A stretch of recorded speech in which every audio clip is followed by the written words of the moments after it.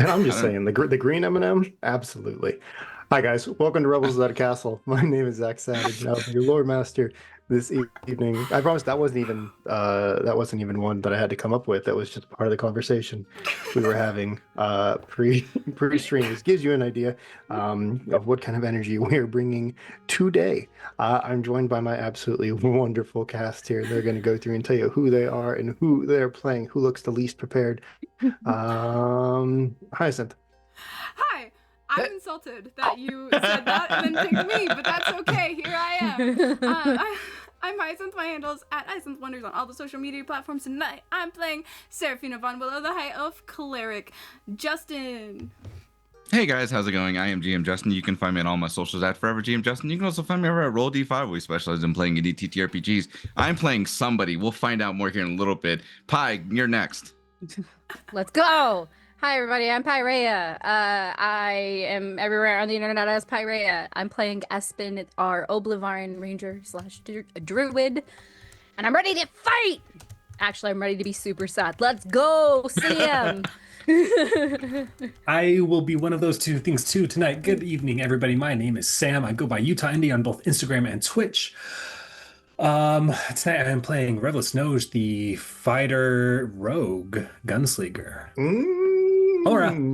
Little sneaky multi-class. Oh, hell yeah. I love a fighter rogue combo. Hi. Hello. Good evening, folks. You can call me Laura or Tutu or Laura Tutu. My pronouns are she, they. But tonight, here and now, I am playing Orion Shieldbreaker, our fighter barbarian, whose pronouns are she, her. Fantastic, wonderful. So, just a brief recap of what we got into last session here on the Stone Lord's Folly. We decided to do a little more digging. By we, I mean our sweet boy Dante, as we used to call him. Oh man, it's just I'm still having a problem coming to terms with everything that happened. All I'm Long saying, story.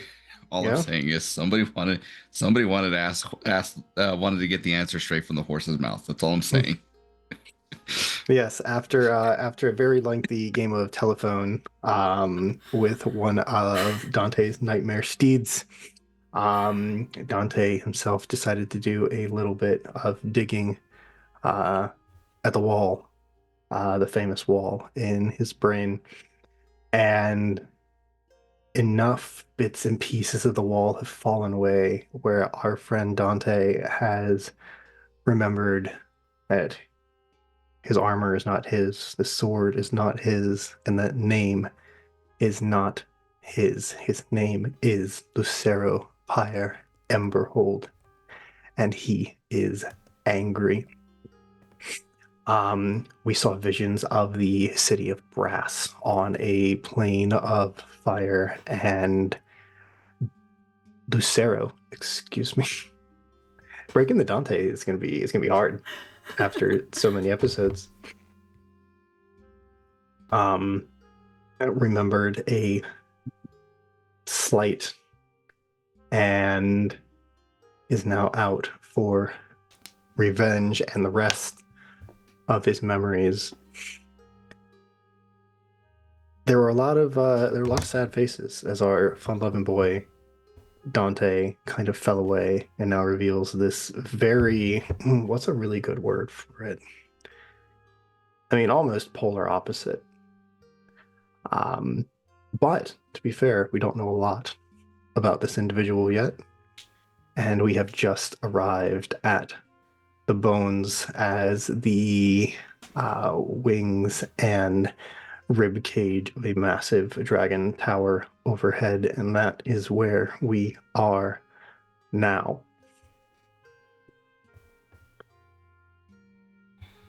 So, gang, the The airship has kind of like settled onto the sand the just outside of the bones. You can see like the very like faded canvas tarps that are kind of forming stalls, at least the backsides of them as you're kind of settling in. You see Kate is going around and dropping weights over the side just to make sure that the wind doesn't pick up the ship and carry it away. And you can see that along what appears to be kind of like the spinal column of this massive dragon skeleton, there are other kind of means of transportation that have been holed up. A lot of them do have folks waiting with them. But you see not quite as fine a vessel as you are currently boarded on, but you do see what used to be a boat that has been kind of fitted with what looks like skis with a sail kind of attached to it. You do see some traditionally wheeled vehicles, carts and wagons and such that look pretty beat up. You look at they probably didn't have the best time traversing the Great Waste. And then there are just a couple of solo mounts. You do see horses and camels and these like very large cats. The horses and the camels are pretty like they're kind of tied up. The large cats seem to be kind of on their own.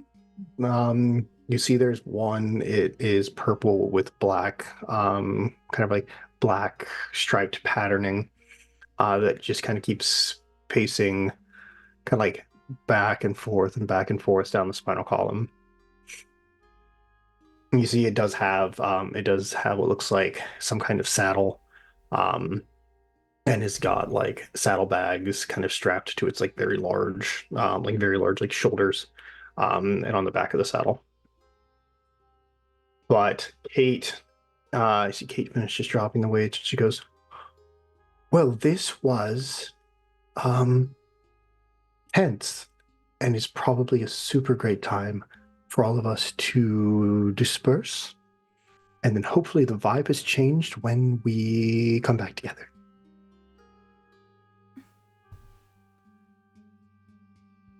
I think that's in order. Thank you, Kate. I greatly appreciate your assistance in getting us here. What time shall we meet you back here at the ship? Well, I have some things to tend to out the way, so let's call it. She looks up at the sky and goes, let's call it seventh rib. Right then. Come on, you lot.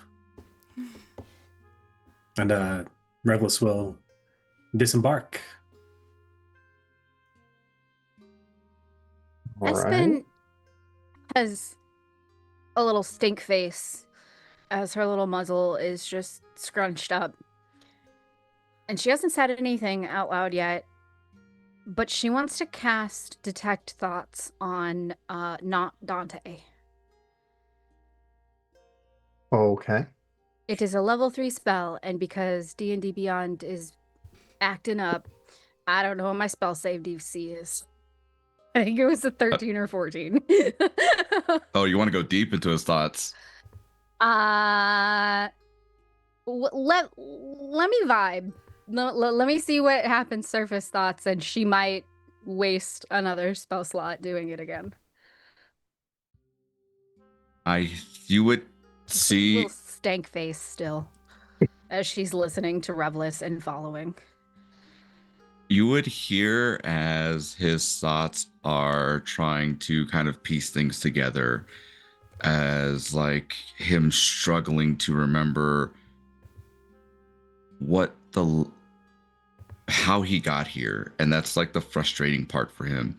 He goes over it again and is like, I why can't I remember where it's not here? This is not my home, but somehow I ended up with these people. Hopefully they can help me. I can help them. Worst case scenario, I venture off. They keep calling me this Dante, but I have no recollection of this.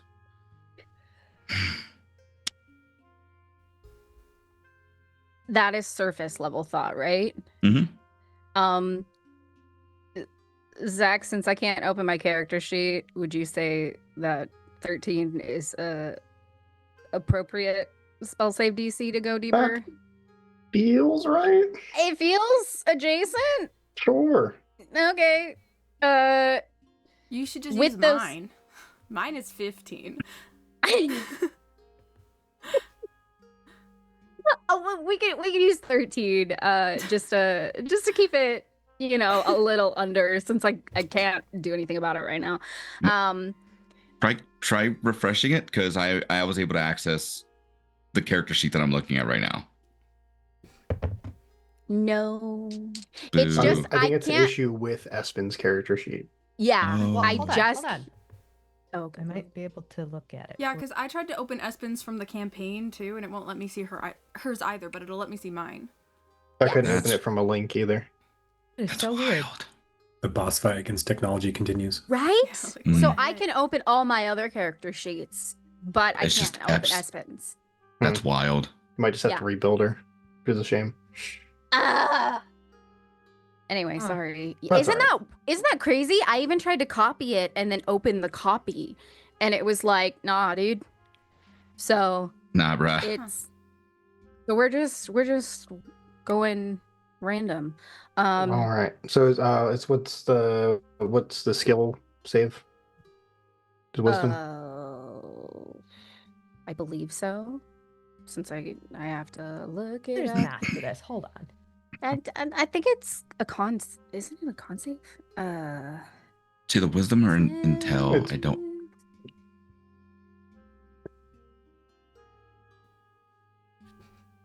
Wisdom saving throw.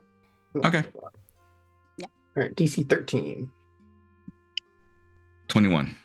Damn. Wolf. Sorry. Well, fuck. Yeah. So you try to like kind of dig deeper into Lucero's memories. Now, is this someone where like if you fail, they know you did it? I think. Hold that thought. Because I feel like I think so. And they know that their mind was being probed. Oh, Yeah. okay. Have fun with that. Uh-huh. Super good. So So good. Lucero, She got a little stank face still, but she's not looking directly at you. yeah. So Lucero, Yeah. you feel someone trying to penetrate your brain mind. zap. But you're able to shake it off and steel yourself. I think it's just like a quick shake, and then he's like, his gaze goes from Seraphina to Espen, and he is like, in his mind he's thinking it had to be one of these two that just tried digging in a little deeper, and I don't know which one.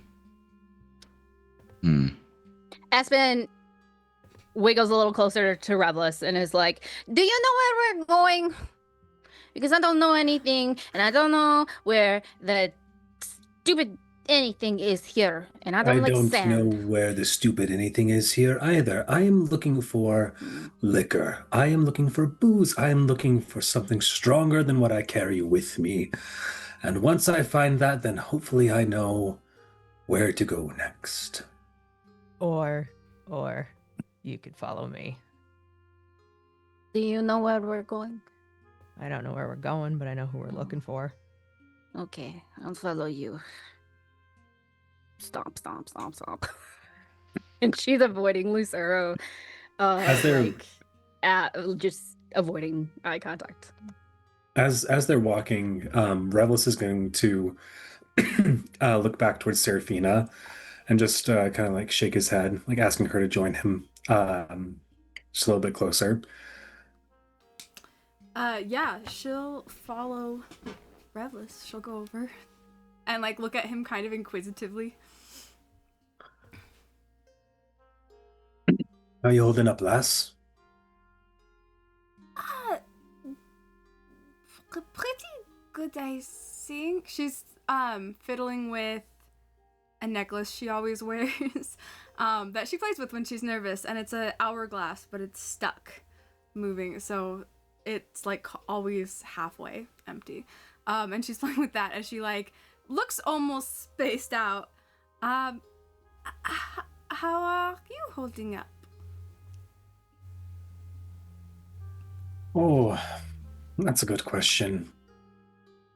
I see you fiddling with that necklace again. I think that the way you are feeling right now and the way I'm feeling right now line up pretty exact. I'm Yeah. not loving this new companion that we have.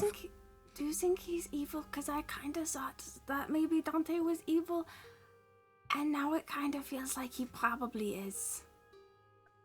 Your guess is as good as mine. I thought he was just lovably dim, but apparently that's not the case. Regardless, he's a danger. Yeah.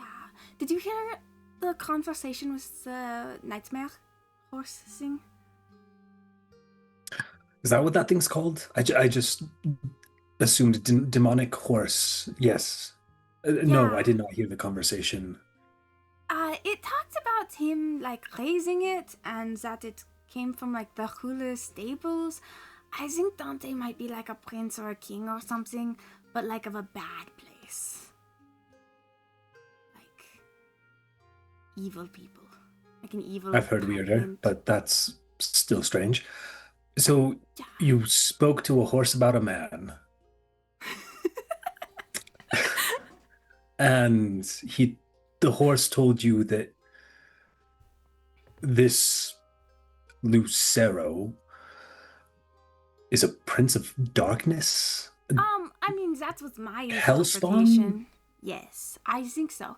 I mean, the words were things like that, someone named Mistress Crimsonmore is like upset with Dante and that he's of the house Emberhold, but then like he got the horse from the Hula stable, and generally if you can get a horse from the Hula stable, you're either the Hula or related to the Hula. So I think, and then he talked about like the city of brass and flames, and it sounds a little bit like hell, literally.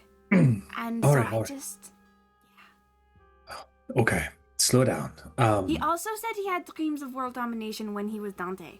So I think that like, I think he was probably like a crazy overlord. That's my. Okay. Mm-hmm. And I was That's a hoping lot he to- wouldn't break down the wall in his brain. I was trying to get information, but I think it might be my fault because I think I might have gotten too much information and given him too much information in the process, and then Stop. he broke down the wall. And okay, It is not your fault. That man, being, whatever he is, that is not your fault. We were friends with Dante, but Dante's not here anymore. Seraphine, I've had this happen to me one other time in my life, where someone who I knew turned out to be someone who they weren't. And it didn't turn out well. In fact, it turned out quite the opposite. Now, I'm worried about you. I'm worried about Espen. Ori can take care of herself, but damn it, I'm worried about her as well. If something goes south with this new companion, I'm not saying that it will, but if something does, don't hesitate. You already had premonitions and ideas about who he was beforehand, but just be wary. I'm nervous and I don't.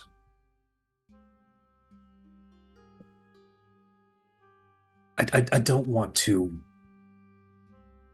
find another party. You get my meaning? Mm-hmm. Do you think Dante is still in there? I've been trying to decide if I think it was like 2 people or one that was like just didn't have full access.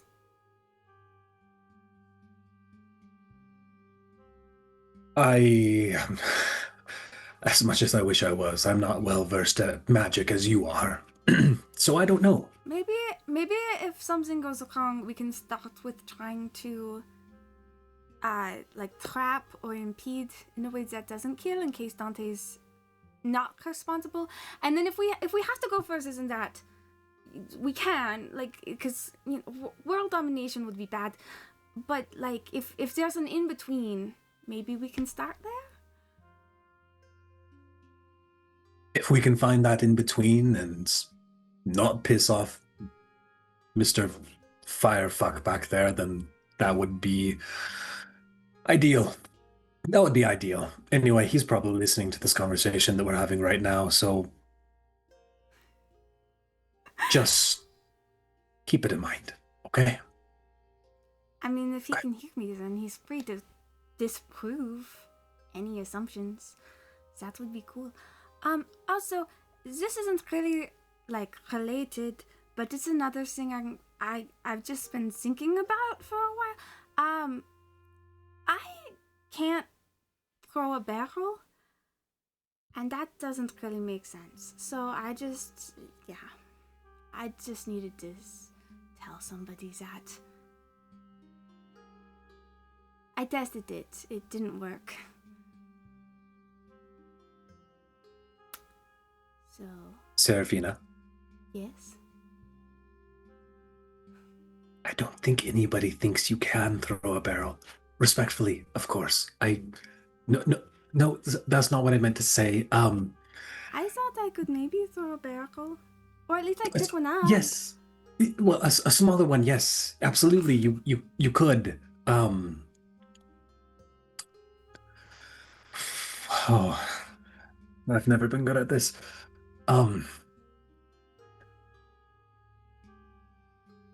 I know you didn't throw that barrel. And that's okay. That doesn't make any sense because there wasn't anybody else in the hall. So I don't know. Anyway, I'll keep thinking about it, and you should also keep thinking about it, and then we can talk about it. But I don't have any. Okay, that's a great idea. But Okay. in the meantime, if you would like to learn how to throw barrels, I'm sure that Ori could help you with that. Anyway, Okay. I'm sorry. My mind's in a lot of different places right now, and real quick, DM, what time is it outside? Is it like midday sun right now? Yeah. It's hot. Okay. I don't know what to think. It's hot out here. I'm sweating. I don't like dry heat. Do you want to? So me and Espen might have something in common about this place, even though I never thought that I would have something in common with her, especially after she didn't like the sea. But whatever, that is not what I am worried about right now. Right now, we need to. Oh shit! Ori's walking that way. I guess we better follow them. Ori's just let's doing catch the up. full like it's not quite Winter Soldier murder walk, but she understands the general vibe of the place that we are stepping into. There are certain places in Ressia where you have to present yourself in a very particular fashion, otherwise people will put an immediate target on your back. She's also taken the cowl that she usually wears around her neck and has like fashioned it into almost like a head covering. And it's got part of it kind of like wrapped around her head and then tucked around her under her chin. Espen has observed this and is like sticking close to Ori with her little tiny legs, and has like done a very similar thing with her own cloak. So it makes her look like you can't quite tell what she is. So in her mind, it's more intimidating, and she's like puffed up just a little bit to try and like match Ori's energy a little. Yeah, yeah. Quite literally and- puffed the fur Yeah, out. yeah. He's got the bulk. Yeah. And is trying to like match Ori's energy in this moment as she's following Ori's lead. That's great. Give me a performance check real quick. Bite me. Hell no. Sorry. Both of us. I feel like this is more so Espen, because Ori, regardless of how I feel like they carry themselves, at the end of the day is End of the day, she's like 6 feet tall and like 200 something pounds. yeah, big. What happened, Hey, Espen? what's up? I look like a cute little stuffed bear because I Oh, rolled a my nat goodness. one. I look like I tied a ribbon around my neck. And I'm like, Wait. Since she is at my elbow, can I offer the help action? Because clearly she's rolling with me. It's like scary dog privilege, except the dog Yeah, is a bear exactly. and adorable. Yeah, so- yeah, no, I'll allow that. I'll allow okay. that. Try Like it you again. see her like tying it into like this really ornate like bow. Okay, And you're like, okay. no. Espen, come here. What? Come here. What? I will I will deconstruct the bow. Did you just nat 20 it? Did you roll Another a that one? Espen's just not as scary. Double yeah, nat so- one. So Wild. so I think Ori tries to like she fashions the like headdress, but like it just kind of unfortunately like perfectly frames Espen's face. So she looks like one of those teddy bears in a bonnet. Yeah, with the and because this is something I've decided, the holes for her ears are in her hood. So not only is it a bonnet, but her ears are poking out, and she's She doing a looks little like, oh, she's a fucking wiggle. Ewok. Yeah. Yeah. So Espen, in the way that you wanted to puff your fur out to look almost like I like freshly almost washed, like mangy like- and rabid, you really Yeah. just look blow dried. rabid, rude, Yeah. offended. So whatever Yeah. kind of scare factor you were attempting to put on, you actually you kind of like secure your hood down with your full Ewokness. And you see that this large cat creature that has been going back and forth stops.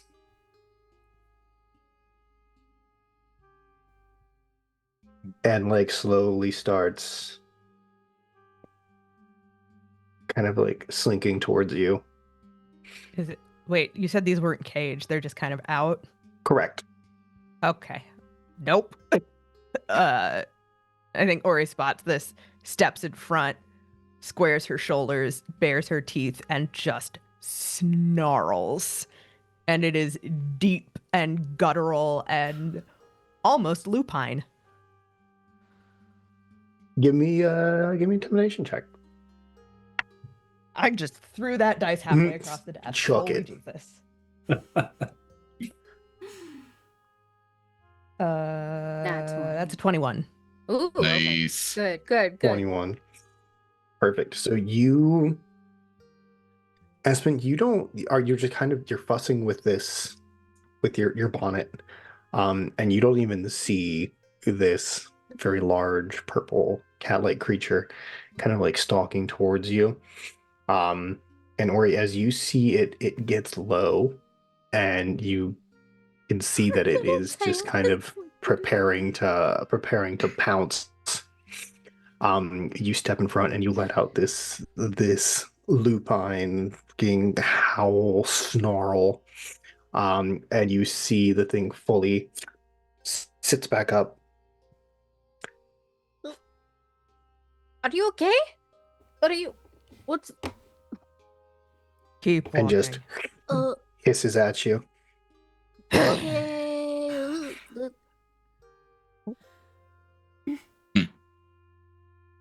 And you see it snuffs and like heads back to where it was pacing. All of you. No one gets separated. Do you understand me? Yeah. Seraphina's like actively trying to regain her balance from getting startled and like almost stumbling backwards, and she's like, yeah. Mm-hmm.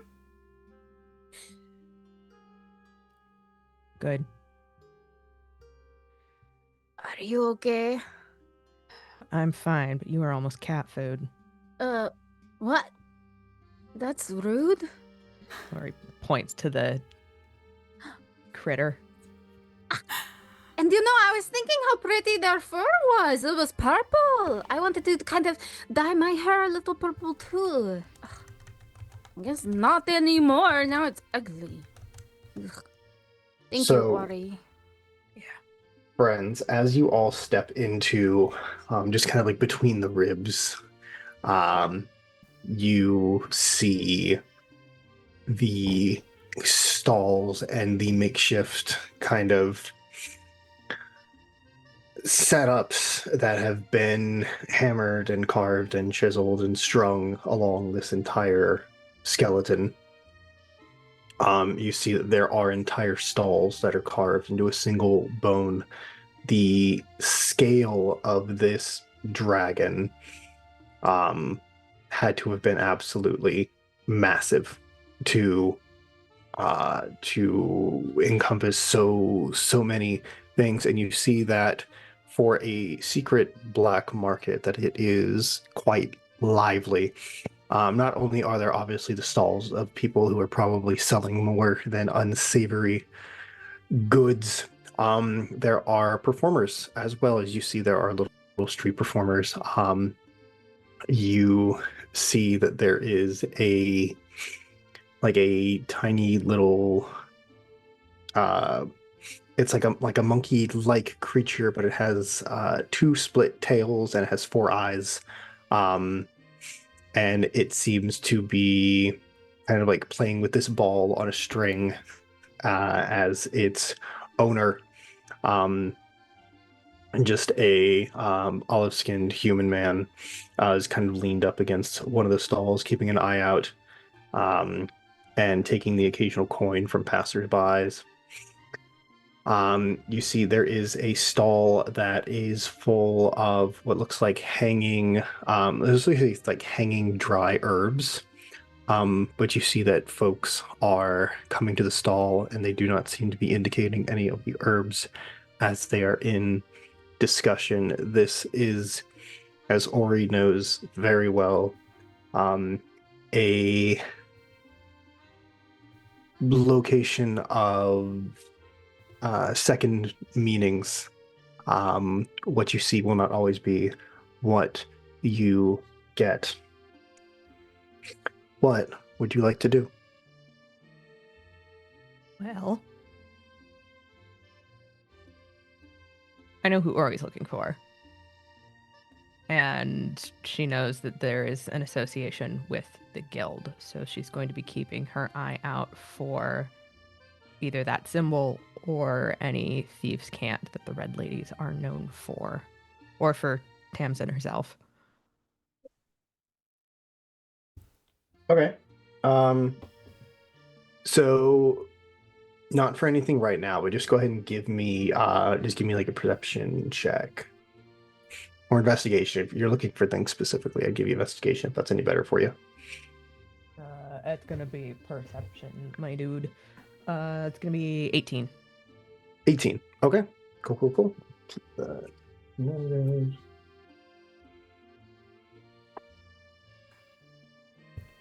All right, perfect. The rest of you, what are you getting into? What are you thinking? Oh, I'm looking for a drink. I'm looking for something strong and plenty of it. Okay. Okay. So Fair if that's enough. not within the immediate vicinity of where we're at, that's fine. I'll stick with everyone until I can find that. But I do want to stay close, if not close in the head. Yeah, no splitting the party. Serafina has been watching Not Dante pretty much the whole time. Not quite blatantly staring, but the kind of thing where you glance a lot, and whenever you're not glancing, you're watching out of peripheral just in case. But now that we're in the market area, she's a lot more excited by all the fun, cool looking stuff that looks completely innocent to her. And reminds her of Calibri, where there were often vendors in the street. So she's like, yes, this looks like a friendly, homey place. She's not like quite splitting off from the group, but she's definitely like getting distracted as they pass things. And she's like, oh, I gotta catch up. Staggering. Espen has caught that energy and is immediately synced into that same pattern of the moment Serafina notices something's like really cool. Espen's like, cool, you say? Like, okay. And she putters over there. And so they're in sync with the group still, but it's definitely one of those, come on. And while they're looking at all the little trinkets and the things they probably shouldn't be touching, Espen is keeping an eye out for Crafter's Gold as well as they're weaving in and out. So as you both are just kind of like doing the tourism wander, the Times Square look, as I like to call it, Truly. you hear this one particular shopkeeper is calling out, artifacts, get your artifacts here, artifacts from a bygone age, magic guaranteed, artifacts, get your artifacts here. Artifacts? We got to go check out the artifacts. Yeah, artifacts. They will definitely Yeah. be, oh gosh, I'm picturing like not there. Yeah, okay. Yep. Espen does not immediately Serafina touch said it, things, but and no one said immediately no, so that's permission. She's gonna walk over. 100%. No one said no, that's permission. Noted. Uh-huh. Um, Oh, I wonder if they have like a flask or something for Revlis. He's looking for something Oh. to drink, but like maybe we can get him one that's like fancy and pretty, like the things on your belt, like the And like The it does little magic, chains, so yeah. maybe it could make it taste better. oh, maybe. So you all, well, the two of you at least, the rest of you are done. The two of you wander onto this, over to the stall where this guy is barking, and you see he is this kind of like heavy set Goliath man, but he's got this massive mustache that kind of like just like curls up at the end. Ooh, like a villain. Yeah. And you see he's wearing like a purple vest over just like a canvas like kind of canvas colored shirt. You see he has a ton, and I mean an absurd amount of like jewelry on. Like there's rings on every finger. Bangles, bands, earrings, nose rings. And as you all come in, he goes, I see you have come for the artifacts. What about this one? And you see he pulls out an earring and holds like just right out of his ear. Oh, what is? Ooh, what is it? What is Espen seeing? What does it look like? So Espen, you see as he like reaches up and pulls out his ear. It is a hoop that upon closer inspection seems to be kind of engraved like a snake, where like the mouth goes into the tail as the clasp, so almost like an Ouroboros, but as an earring. Cool. That is such wonderful craftsmanship. Does it have that special little pizzazz she's looking for, or is it regular gold? Give me, what have we been doing for this? But I'm asking you, you know the character sheet, so I think it's really Could she? When I'm specifically looking for crafters, never mind. I'll cover that. I'll ask about that later, because we did some vibe stuff Hmm. for her race. Yeah, It, just it, give, should, it should be a sense. yeah, give me a nature check to see if you can Yeah. kind of like suss out. It'll be a 16 on the die. 16 and on the then die. whatever All my right. nature was. So it doesn't look like crafter's gold. It does Okay. look to be gold-ish, but not quite what you're looking for all the time. Okay. It does look very nice. And you see he holds it out. He holds it out in his hand, and you see the um the snake takes its own tail out of its mouth. The earring turns into like an actual little gold snake in his hand. Oh, Serafina, look. Yeah, that's. Is the snake dangerous? Oh, Oh no, not anymore. not anymore. It was a snake and now it's not a snake? Oh, back in its heyday, I picked this little guy up while perusing the ruins of Telesander, and he was just in the royal treasury. Not much stuff left in there now, but I rescued him and his siblings, and you see he like puts his thing, and you see he has like 7 of these like all around his ear. siblings. Serafina, they could be our new friends. Yes, they are. They they are have willing to be names? separated. So if you take the whole set, I'm sure I could cut you a deal. Do they have names? What are their names? Whatever you want to name them. They're very You did not easygoing. ask them their names? That's very Well, rude. of We you. don't entirely speak the same language, dear. They are tiny gold snakes, and But I they're am yours. not. You should have learned whatever language they speak so you could communicate with them better. I'm sorry. I do a little bit. Let me just see. Let me just. Insight is. I was Yeah, gonna go say ahead. at this point I would imagine that the rest They've of the caught party up. has realized that their 2 tiniest members have fallen behind. And then Not Ori one. just She fully Yeah. believes he's talking to these snakes. He's Cool. speaking snake, baby.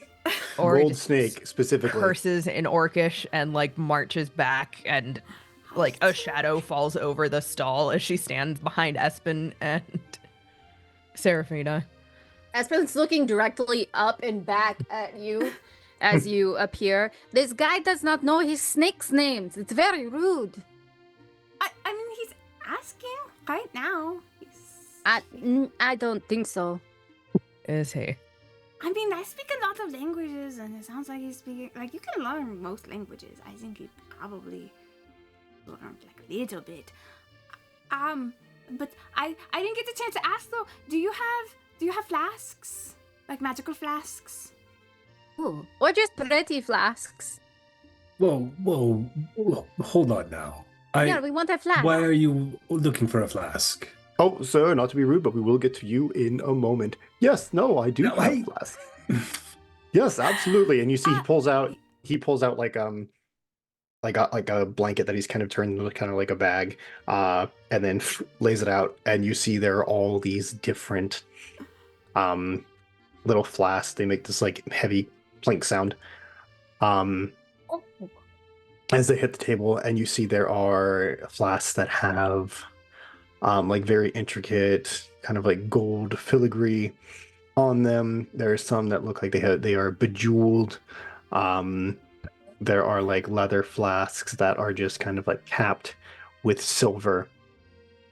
And he goes, "You can buy as many as you want. I don't care how much you drink."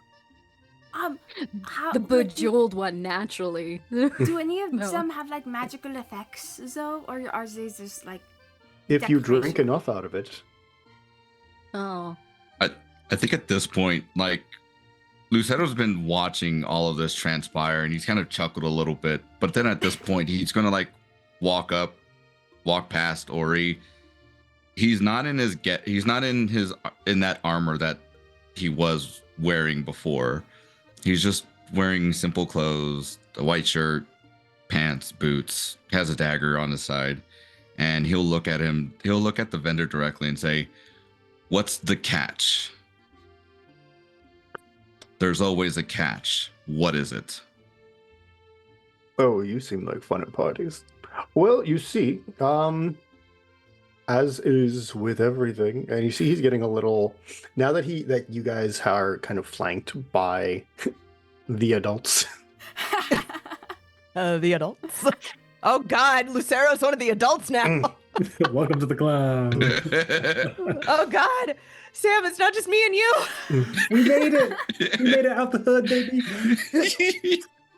You see he takes his hand, where he's been holding out like the little snake and kind of like waves it over and just like puts it back in his ear.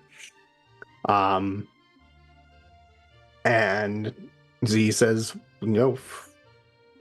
flasks are flasks. They hold, well, whatever you want to put in them. I don't judge. That's not my place. I mean, the catch is that if you finish it, you'll probably be in a position where you could get in a touch of trouble. But again, Say that last part louder, please, for everybody to hear that. if you finish it, then you might be where you'll be in a bit of trouble. Isn't that how all flasks work? Yeah, that's just how alcohol works, right? Hmm. You drink a lot and Not you're all. kind of sick. Do any of them change the flavor of the alcohol, or are they just like decorated? It sounds like they're probably just decorated, right? Because what, this actually isn't my best stock here. What about what if you guys come back tomorrow and I will have gone through and retrieved the better stuff. And you see he starts kind of like pulling his stuff together and like just kind of like chucking it to the back. It's like we could maybe do some business then. Tomorrow. Tomorrow. Right. That's just kind of long. I mean, I guess, but like, because we're kind of in a hurry. But Well, you know what? don't- If you are in a hurry and you see he grabs the thing and puts it back out, and he goes, "All right, 5 seconds. Pick one. Go." but the flavor None was of the them? same. You didn't answer Three. the question. Serafina, none of these are good enough for Revless. Yeah. None of them have any crafter's gold on them. Maybe if we come back this way, we'll check it out again. Thank you so much. So Yeah. Let's go look for something all right. better. I'm gonna start herding the cats. Revels will do the same. He'll put a hand on both of their shoulders, and as they kind of walk away, say, "That was a very kind thing, you two, looking for a flask for me. But Would you prefer a bracelet? I have bracelets. He doesn't even know his snakes' names. You see, as you guys begin like walking away, you kind of hear like some like faint hissing, and you hear him go, "Oh, I know. I did my best," and then the other one showed up. see, he really can speak snake. I told you. I'm sure he can. And what was it that you were saying about him not naming his snakes a spin? Yeah, I'd love to hear more about that. And he'll just do He that did kind not of dad know. thing where he Yeah. steers. It's like the kid. making sure he's got a hand on both of them. Yep, She's hand on recounting. both, but also getting some conversation going, pulling the attention back He inward. could have very easily named them. I mean, I've got like 8 siblings, and they all have very different and unique names. You have 8 siblings. I didn't know that. Yes. Yeah, what are your siblings' names? There's so many of us. And we, she's going to start listing out the names, of which Pyrea doesn't remember at this moment. Because there's like 8 of them in total. I'm about to start taking notes here, but okay, never mind. Yeah. I think Ori watches this as Revless is hurting, and she actually she manages to crack like a little bit of a smile, like it's a smirk and a wink to Revless, but then that like tough smuggler mask gets dropped back on. Mm-hmm. Oh, well, by the way, DM, at this point too, Revless has done the same thing, kind of with his coat. Like he's wearing a heavy wool coat, and he's totally taken that off. He had given his sash to Kate before, but he's taken like his belt and his coat. He's kind of like tied it onto one side So he's just got his coat hanging off So he one looks side, like a and he's drunk just pirate. yeah, pretty much. And saying he's just got simple, almost like sheer see-through white sailor's blouse on, nothing else flary about it. He's just trying to keep We get it, cool, he's but also hot. yeah, yeah. Even hotter. You understand. You We get understand. it. He's a hot grandpa. So Aged like Flint. fine wine, motherfucker. Flint. so Yeah. Flint. Flint. I love Toby Stevens. What can I say? That man. That man is beautiful. All right, gang. Yeah, So, continue. as you all are heading down, you are just like noticing the sheer scape of this market. There is a stall for everything. Now you do see some kind of innocuous looking things, chalices and gloves and scarves and even foodstuffs. You see there is a fair amount of unidentifiable meat on a stick that seems to be very popular. And as you pass through one of the stalls, pass by one of the stalls, you do see this little kind of like sign on here that says inquire about horn. Fire about horn. What? Horn. That's just horn. Mm-hmm. Like Mhm. like a call? Do you know what that Mhm. means? Is that lingo for something, Ori? Zach, we talk like drinking horn, a battle horn, or a horn that comes from a particular type of Give me fantasy like animal. a history check on like what would be. Okay. That's okay. That's an 18 on a die for Oh. 18. Oh, yeah. No. So you already know that it is common practice in unsavory circles to leave out the illegal part, which feels the most which feels like a normal thing to do. So this could be any kind of, you assume, like illegal metal or like animal horn, creature horn. I mean, our friend Buckle did ask. Hi, Jill. She said hi.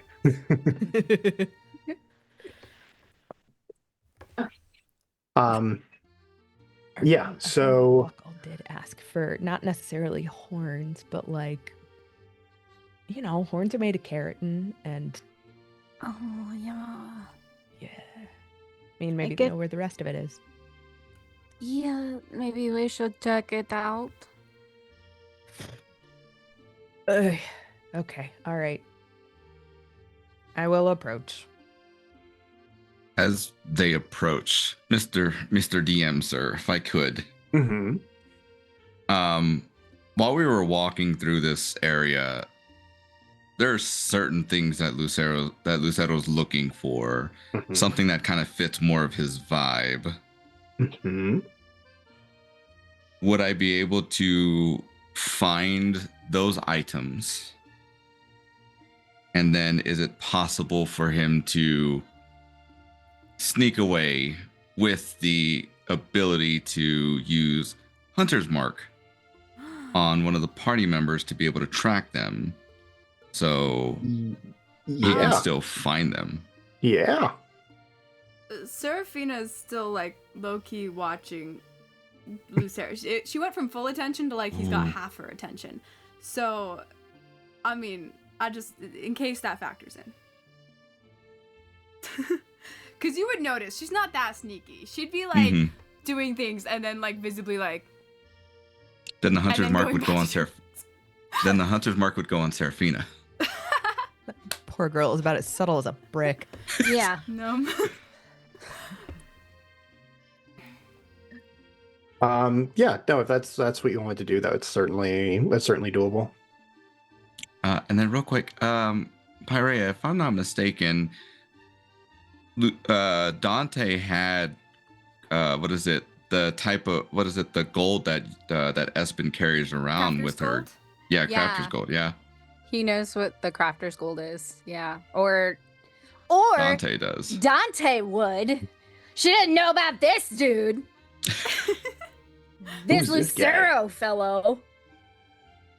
Okay, fantastic. All right, perfect. So let's Don't like that question. So let's do horns first, and then we can. Actually, no. Here, let's do Lucero's first. So Lucero, you see everybody kind of slow down, and kind of Going, do we go in here? yeah, doing the mall thing. You kind of hear, and he's like, "Wonder what this does." Because malls only have like weird stores in them now.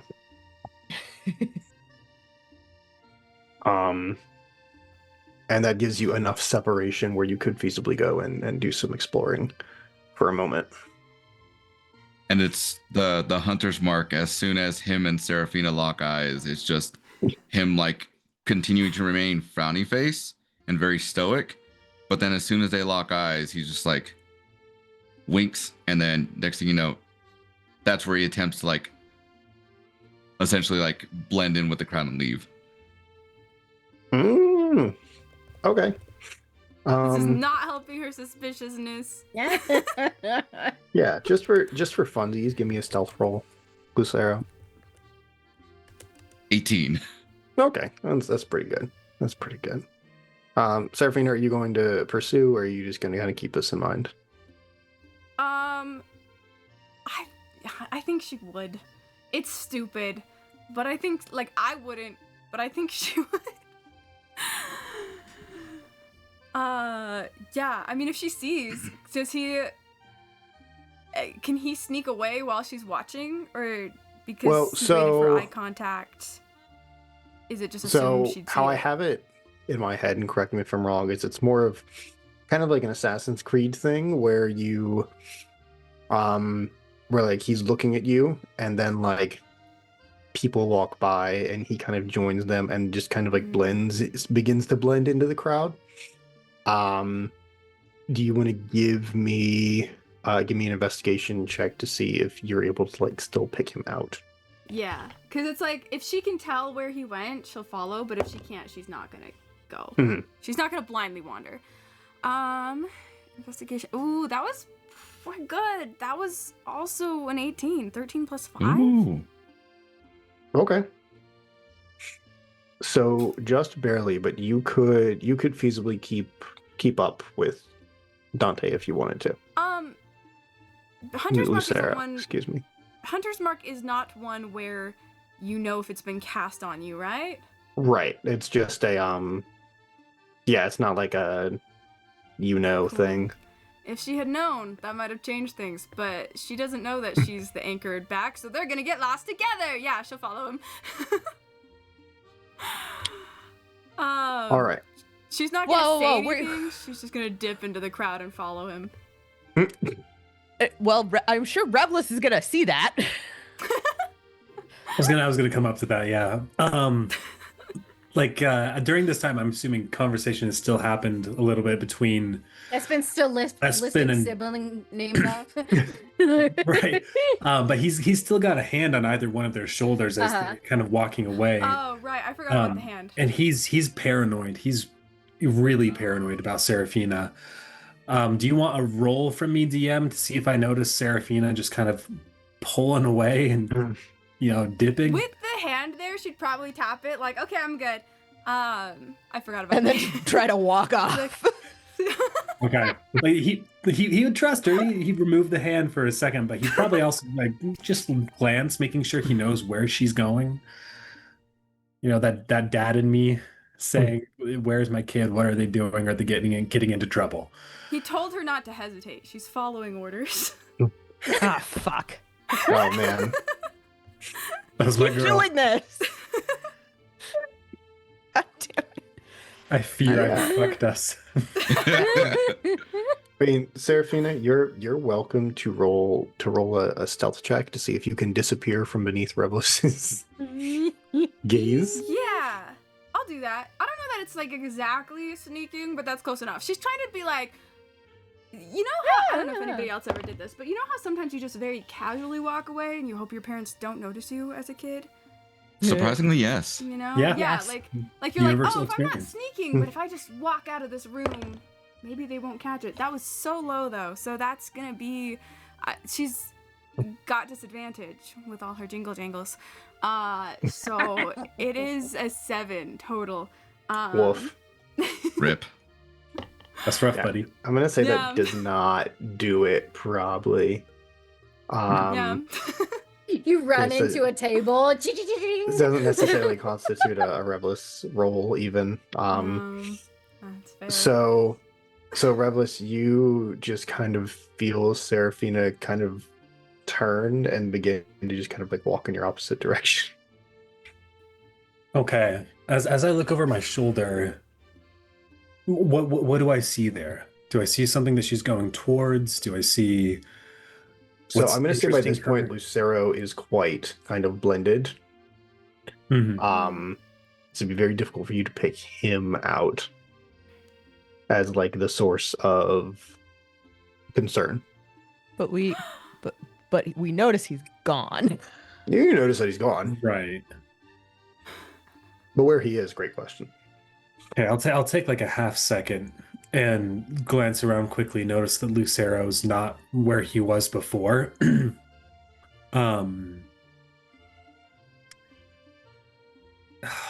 I know it's going to be a crazy tough roll. Can I attempt a perception check?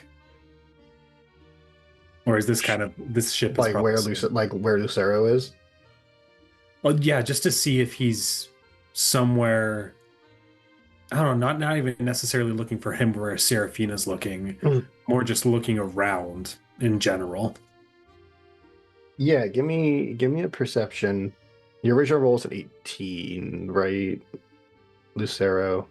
Yes. I believe it was an 18. Mhm. So it's going to be DC 20. Since the time has passed and they've already. Shit. Okay. Can I try Okay. and sniff him out? Oh, damn. Everyone's just gonna Okay. follow. I got excited. That was a 16 on the die plus 3, so 19. Oh, it's so close. Darn. Woof. Okay. Yeah. Looking around, noticing that he's not there. He's gonna just underneath his breath call to Serafina. Serafina, where are you going? I'll be right back. She's like already like moving away. Like as you've been glancing No. around, she didn't stop. So Rev- she's like, Revless, okay. go. Go. I've got her. She's also like low key running Back to catch here. up with Dante. 2 hours max. 2 hours. Espen's Shit. nose goes in the air, and she's sniffing for coffee beans. The very Ooh. particular brew that Huh. even though this is not the Dante that she knows, Lucero must emanate like you know when you eat garlic and you smell like garlic? Hey, he has been drinking that Yeah. coffee, even if it was Dante. It's the same Yeah. damn body. True. This is very So- true. Can I give that a go and see if I can smell coffee beans? Sure.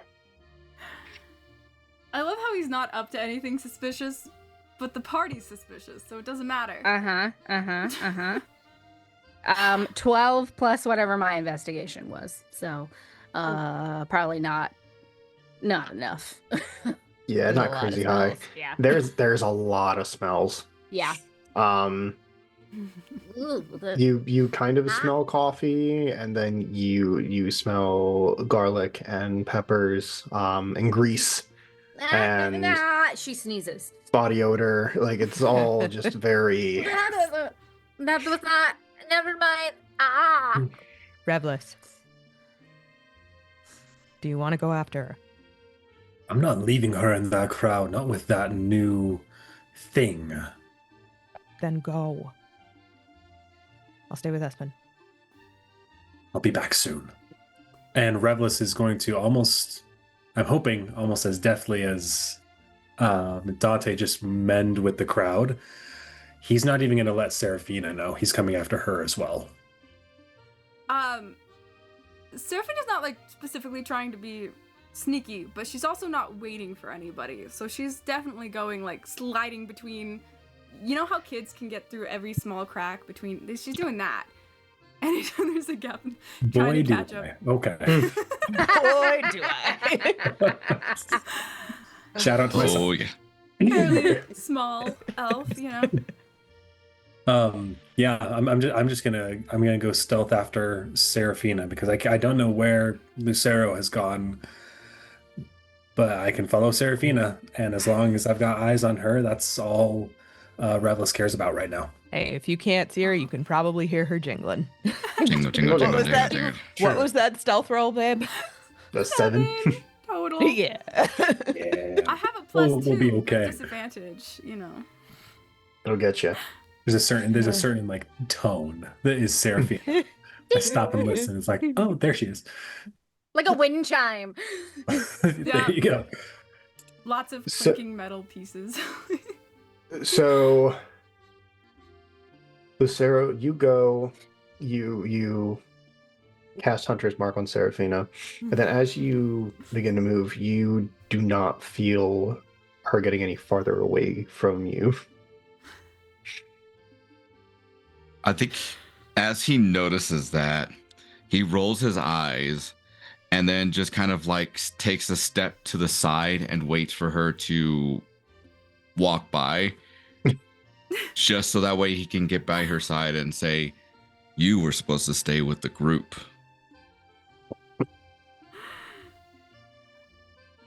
Is that something she would see? Because she's following at a distance. So I think if he stopped, she would also stop. Unless he's like hiding. Yeah, Off it'd to be the like a side. brief like standoff, kind of hide behind something as she like continues walking on through, and then comes right up to the side of her. Like takes a left at an alley, but doesn't go down the alley and just waits. Yeah, no, I vibe with that. Yeah, she'll. I got lost. Mm-hmm. Yeah. Right. You got lost. And where is your guardian? He's around here somewhere. He wouldn't let you out of your sight. I don't have Out a of his guardian. sight. I'm an adult. I'm probably older than you are. Honestly. And as you say that, Revlis, you catch up to the two of them. Okay, so I can see them in a crowd. I'm not going to do much here. I'm just going to stand back. I'm going to watch what's going to happen here.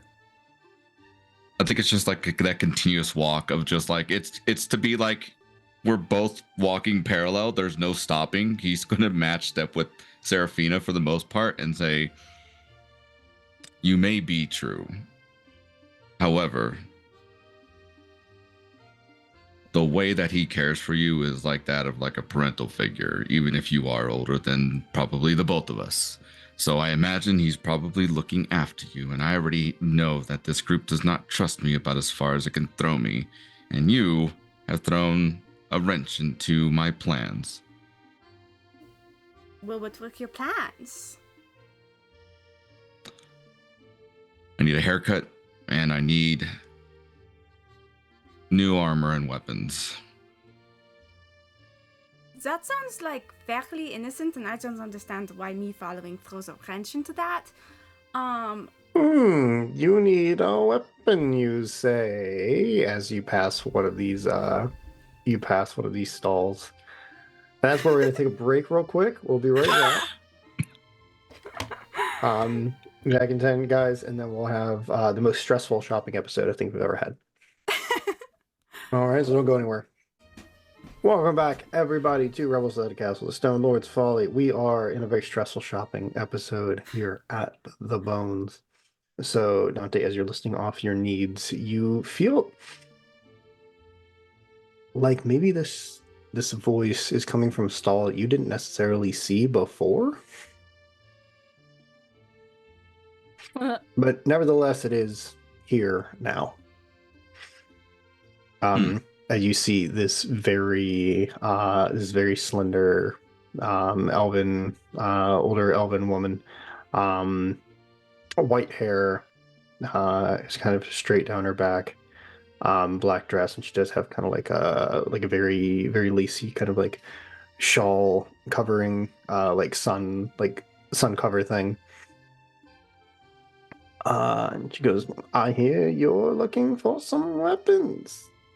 Yeah, and I hear you're interrupting. We were still talking, and Seraphina's like drawn herself up to her full 5 foot nothing height, arms crossed, just like glaring at Dante. She like doesn't even look at the woman. He'll stop and not even looking at Seraphina, but this is directed at her and say, "Stay close." And then he'll walk up to this lady and say, Gonna stay close, not because you said to, just because I was not done talking. "What all do you have? And what's the catch?" What do you need? "I need a weapon. A rapier if you have one. Particular one. One that you would find probably in the elemental plane of fire, or people that do pyromancy. If you have any of those." I see. Let me rummage around the back and see what I have. And you see she like kind of reaches back to like as if she's parting a curtain. You see that she is parting this like kind of impenetrable blackness in that, like, you do not see the back of this stall. You just see darkness, and then you see it kind of splitting as she disappears into it.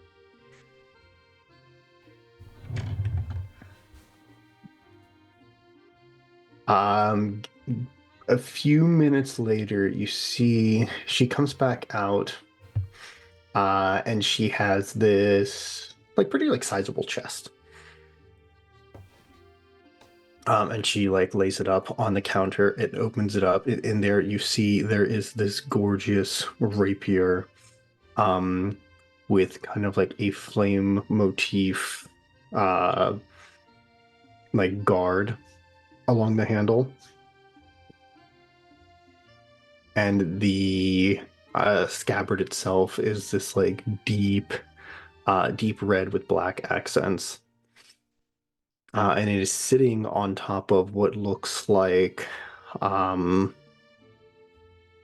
pieces of armor that have kind of been attached to some kind of like gambeson or just like kind of like undergarment. You see she opens it up and she goes, "Is this a little bit like what you're looking for?" "Do you mind?" "Oh, by all means." He'll reach in and grab the rapier and pull it out. And Seraphina, what thing that you'll notice is that when he does, he'll start messing with it. Dante was very much swing, hit, and repeat. You can see with Lucero, with this rapier, it's very elegant, very graceful, very not Dante. Before he swings it, and there's like a flame that goes with it before it comes back in, and then puts it back and says, "Perfect. How much for it?" Oh, that's the thing about these kinds of deals, isn't it? Let's see. And you see she kind of like looks you up and down and notices that you're wearing and carrying nothing. She goes, "Well, how bad do you need it?"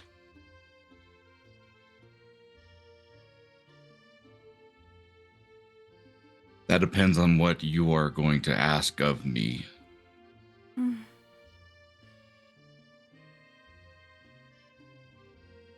"You're not giving me a price?"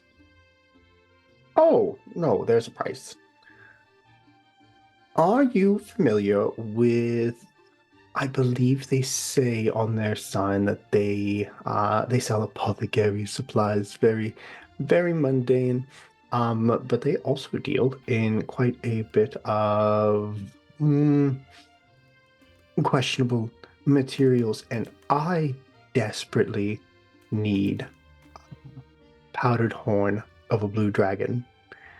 And I know that they have some, but for some reason or not, that could have absolutely nothing to do with past events. They won't sell it to me. Powdered horn of a blue dragon. That's very specific. Well, specificity in alchemy is everything. What Fair was enough. the past events? None of your business. I think it is if we're making a deal and it's literally business.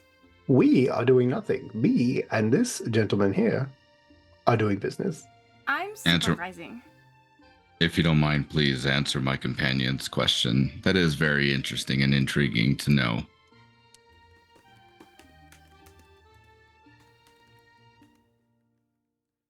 I take it that some of you have never been here before. I think it's that if they won't sell to you and they find out we gave it to you because you do another one of the past events, we're going to get in trouble for it. My dear, you're in the bones. You are already in trouble. Fair enough. You're in trouble just being here. Fair enough. You want a little bit? How much is a little bit? Oh, 2 And- vials should be plenty. And when do you need it by? When do you need this sword by? Now. Better get to work then. And then you're going to see as he kind of like reaches into his thing and pulls out a thing of crafter's gold and be like, I don't imagine this will suffice for cost. Oh, and you see she like very like gingerly like is holding it like with her like nails. And she goes, this is a fine amount, but I am afraid I have plenty of this. And she like kind of scatters it back across the table. What if it's insurance? I need this, you need that. I'll bring it back to you. I get my gold back, and then you get your powdered horn. Insurance. I like this idea. I don't like the collateral. Though, and you see she kind of like cuts her eyes over to Seraphina and Revelus. I don't think Revelus has chosen Revelus stand next to us yet. is hanging out, kind of off to the side, just watching. Oh, okay. All right. He's getting antsy though. He's about ready to go step in. There's just Right. a short, angry elf glaring at her. That's it. Then, just to Seraphina, because she stays with me until you return with my powdered horn.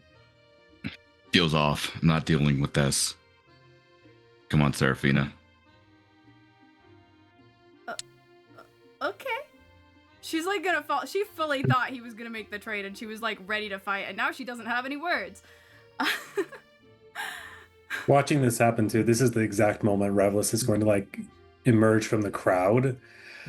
He's gonna brush right past Lucero, grab Seraphina's hand, and be like, "Come on, we're going." Going well. We were just going to get. Well, I don't know. don't be so hasty. Don't be so hasty. We are negotiating. Please, come on back. Come on back. You better have really good way of negotiating this because I'm not about to trade a person for weapons or armor. So, You were going to trade Seraphina for what you needed? No, he's. Oh, if that's what her name is, then no. Unfortunately, he's being a bit of a poor sport. You should be angry at the Sark lady, though. She's the worst. You I'm though. angry at a lot of people right now, Seraphina. She is not at the top of the list. Oh, I'm sure if we spend enough time together, I could be. And see, she turns back to Lucero. Goes, he seems capable. What about him? No deal. Have a good day. And walks away. Or starts walking away. Ah. Back. Come on. You're such a tough negotiator. Okay. All right. And you see as she says tough negotiator, like you see her hair kind of like it's stark white and then like kind of like shimmers like black for a second and then goes back to the white.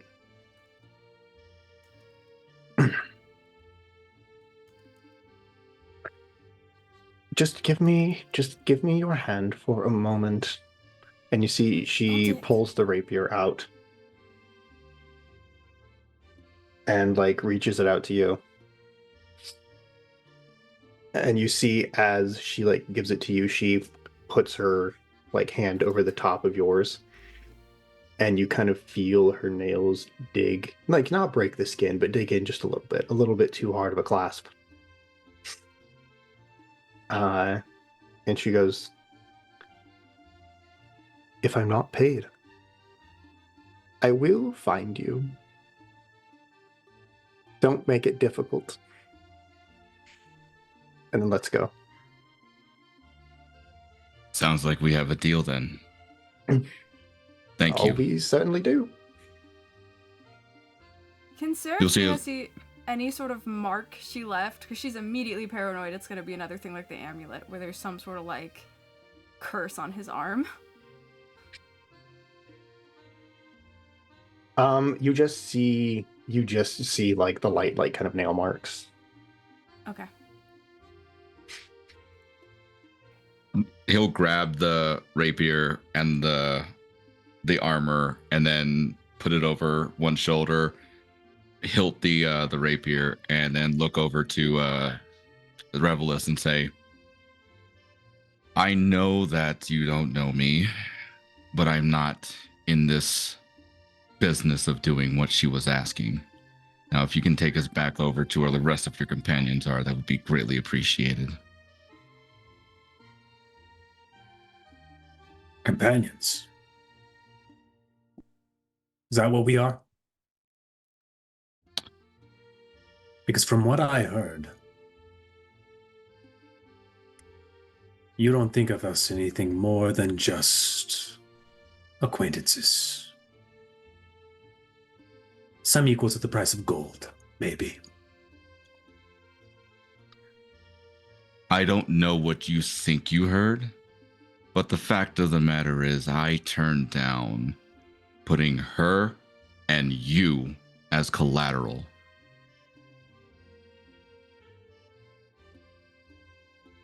I'll count that as worth something. Not for your name, but for the one who stood in your skin before you did. I'll be happy to let you know I was here first, sir. We'll figure that out soon enough. Come on, let's go. He'll grab Seraphina's hand a little bit tighter and walk on back. She'll follow. Espen is getting tips from Ori on how to like be scarier when they come back. She's like, well, like I tied it like this and like then it didn't work and I saw the faces. I looked like a cute little puppy dog and like look at my teeth, they're cool. And like my claws, they do really good damage. I am certain of that, Espen. I just Espen, I'm going to tell you something that's going to sound really unhelpful, but you're going to have to trust me. Stop trying so hard. Oh. Well, I thought we were supposed to try hard while we were here. Oh, It's not about trying. It's not about giving people anything to expect. It's about confidence. you walk into any place that you gotta walk into, like you already know what you want, and then, well, hell, walk in like you own the place. You don't have to announce it. I guess I haven't been to a lot of. Well, I sort of have been to a lot of places, but that makes sense. Yeah. I learned pretty quick. Oh.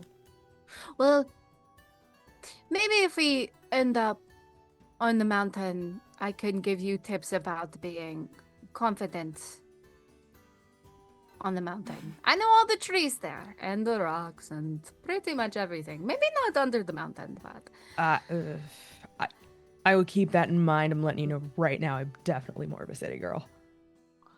well, we have like a village, and I think it's cool. It's not as big as like Calabria, but like it's got a temple that's. Ugh. Well, maybe not the temple right now because it's kind of under construction, but sort of not, and we should probably not go in there for a while. Well, Actually, like not there at all. Scratch that. I'll just take lessons from you where we're at, okay? all right, we'll Yeah. keep it in mind if we make it that way. Nah. Come on. Okay. And we will go into the apothecary, basically, yeah? Mm-hmm. All right. So as you all kind of head in the stall, you see that it is one of like the deeper stalls. It is one you can actually walk into. And you see that there are all kinds of like dried herbs and vials of things kind of lining the kind of like hung on hooks that have been affixed to the canvas sides. You see there's all the normal stuff. You see plenty of kind of like dried hemlock and wolfsbane and lavender. And such. You see there are little vials. The vials you see are largely unmarked. But as the two of you walk in, you are greeted by this little halfling woman. She has like this shock of black hair, deep brown eyes, and she's wearing you notice she is wearing like an apron, like you would expect somebody who's kind of like working with potted plants and stuff to wear. Upon closer inspection, you do see she also seems to be wearing chainmail underneath that. Amazing. I love her already. And you see she kind of like pops out from the back and says, yes, what can I do for you? Afternoon, Auntie. Saw the sign. Something about asking for horns. Yeah. And you see she kind of like dusts her on. She goes, where'd you come from? North. North. Lots of guards up north. Lots of government. Lots of people. Not my Yeah. north. My north, yes, but it's a thing about the big city. You meet all sorts. You certainly do. You certainly do. And you see she pulls out this little stone that has all of these kind of runic markings on it. And she holds it out. And she goes, now I don't want anybody to be offended by this, but and then she throws the rock on the ground, and you see this circle of light kind of shoots out from it and then surrounds the two of you as you enter a zone of truth. Which there is Saving throw? definitely There is definitely a save for, yes, and it is wisdom or charisma. Fairly I think it's certain. charisma. Charisma sounds right. Yep, that is a charisma saving throw. It's gonna be a DC 14. That's a 15. Hmm. 12. Perfect. So you see the circle on your side, or it kind of like flickers, and you don't feel compelled to tell the truth. Mm-hmm. Espen, however, you're feeling compelled, my dude. My dude. As if she lies about it. With Yeah. Zone of Truth, you can't lie, but you don't have to tell the truth. It's not quite like a And talk loose-lipped around thing it. necessarily. Mhm. You can avoid Okay, cool. answering questions. How good you are at talking around it. Mm. It just makes the role play more fun. Yeah. And he goes, "All right, what are you doing here? And why are you looking for horns?" You have a sign that says, ask about the horns. Yeah, that's true. What kind of horn are you looking for? It's not so much the horn itself, but if you know anyone who could possibly have access to the rest of the animal. Mm. Okay. And what you planning on doing? Actually, you know what? That's actually none of my business. Forget I even asked. Hmm. I actually don't care. Um, Auntie, mhm. you mind if I call it? I apologize. I understand it might be a little forward. That's just sort of the general. It term ain't the of worst thing. respect. Ain't the worst thing I've ever been called. I'm certain I'll be called worse right after you leave. So, Not all of us from the north are part and parcel to what the crowned heads of Ressia have been up to. In fact, a lot of us have been actively working against it. I don't even really know what they're doing. Oh. That oh, precious. Okay. All right. Well, it is bad taste to give up my suppliers. That's how people lose their heads and hands. But if you were looking for the rest of a certain something, I would. And you see, she kind of runs back. She pulls out a ledger and she starts flipping pages. She goes, Now, just be clear for me here. What are you looking for? Well, the creature is going to run on 4 legs, more of an equine persuasion. Okay, big sharp thing sticking out of space. Yeah, Okay, all right. I do have some of that horn. I know it's kind of old though. I haven't got one of those in a while. But let's see who brought me that. Sardi brought me that about a month back. You need the meat? bone dust. Oh, shoot. Okay.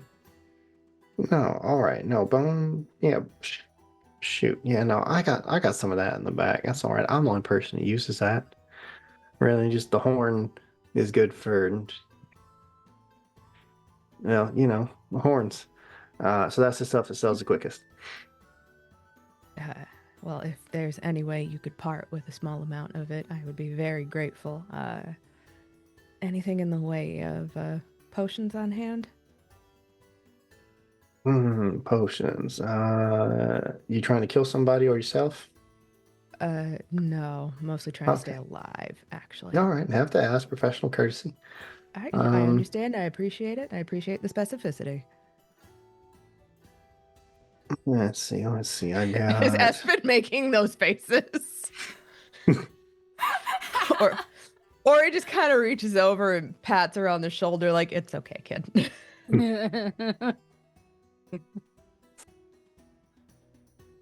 Let's see. Let's see. She's flipping through a ledger and like looking at the vials on the wall, and she goes, "All right. Well, if you need," and she flicks one that's like a very very deep red, and is just kind of like tossing over her shoulder at you. She's going through, and she goes, "All right. That'll give you a bit of a boost. Um, if I were to gamify this, I would say that you probably get 10 extra temporary hit points after consuming this." And she flicks through and she goes, "This is gonna be really spicy going down." Um, Flips it over, and she goes, "That will give you one good dragon's breath. Brush your teeth afterwards, because it sticks around. It is not good. Um, Staying alive, staying alive, staying alive. Not a lot of people come here for stuff to stay alive, so I gotta say that's really about all I got in the way of that.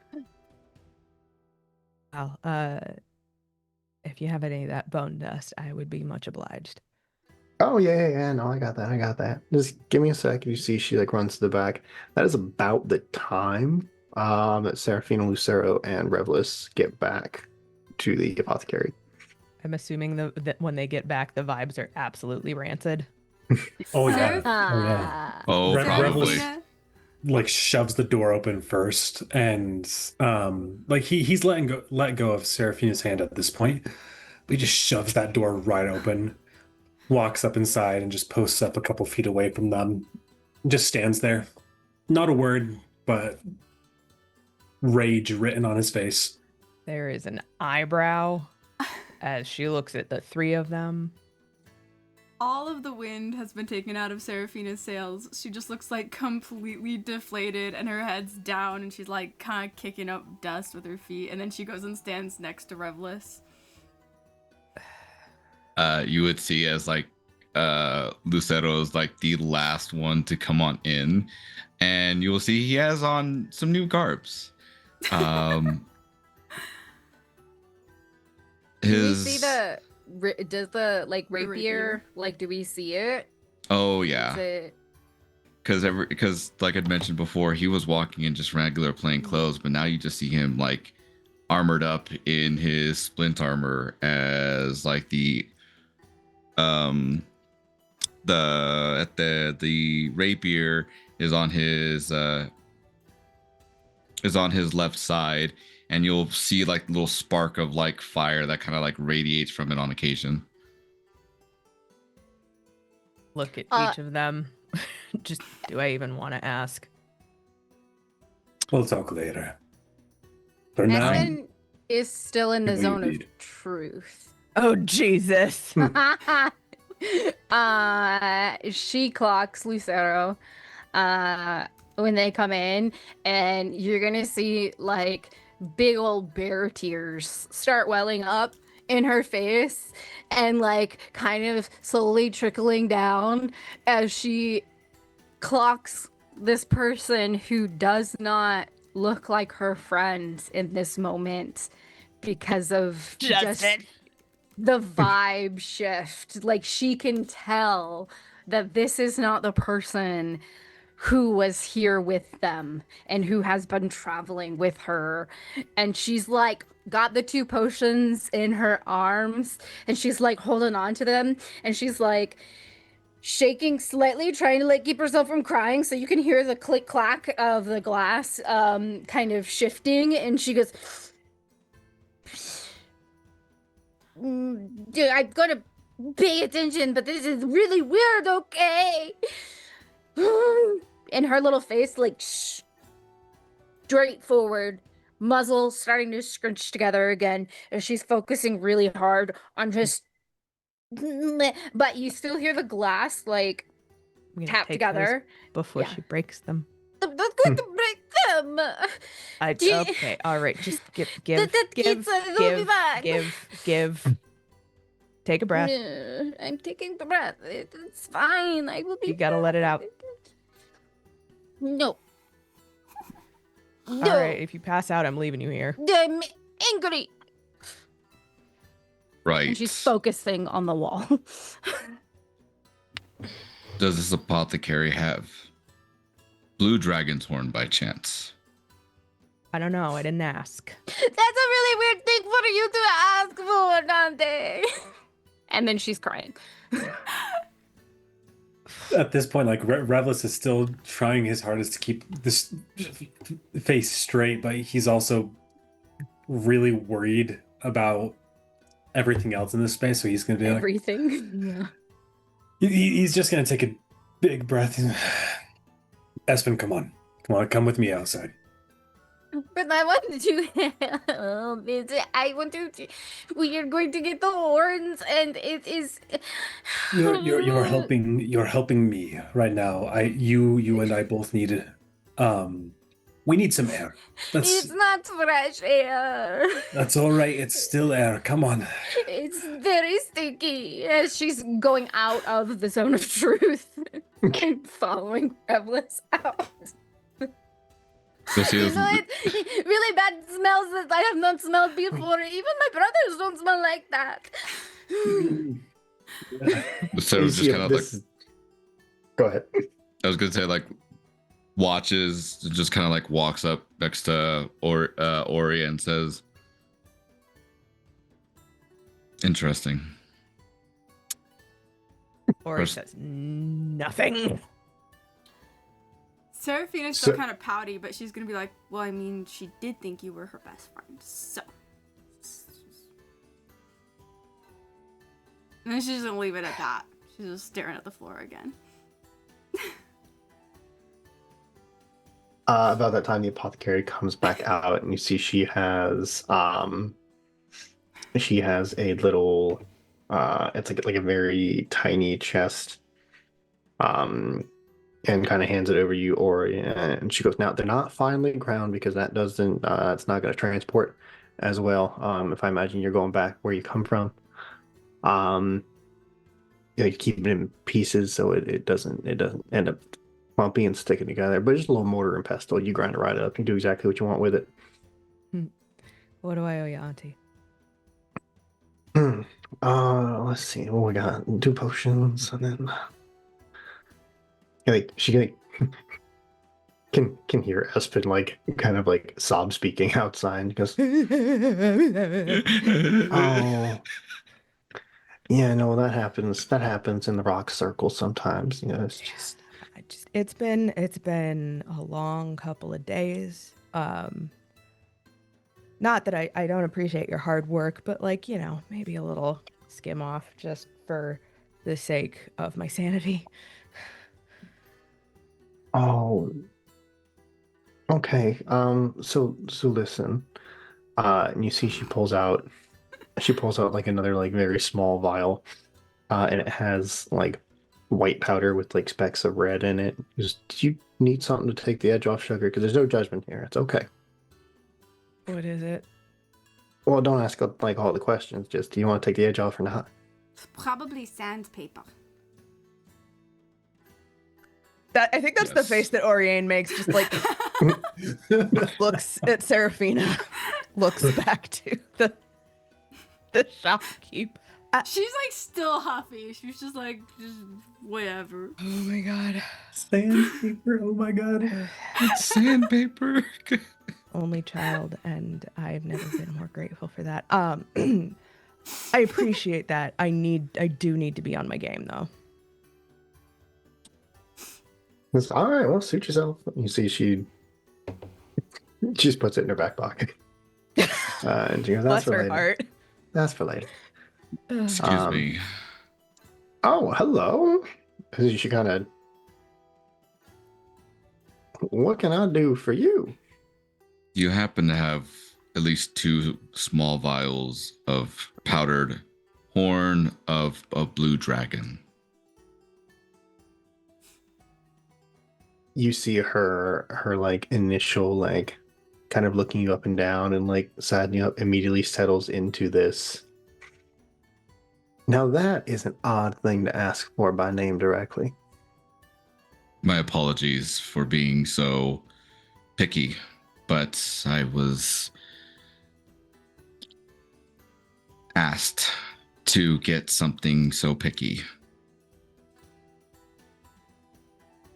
And who were you asked by, dear? Don't you sell stuff here? Don't you just want money? Just give you money. You give us the stuff. Oh, money is the last thing that people really think about around here, darling. Pretty sure Those are- that's what stores were for. This is a favor for it's payment for what you see me wearing at this moment. Oh, pretty penny, pretty penny. That would certainly cover it in value. Would certainly cover it in value, but not really on principle. But I'll tell you what, because I'm petty, I'm gonna give you one. And you tell that raggedy bitch to come and pay me what's owed, and she can have a second. Is there a There's way? Cough. I see that you know who I'm talking about. So is there a way that, I don't know, you can get your vengeance and I can make sure that I keep this without having to worry about looking behind me at all places?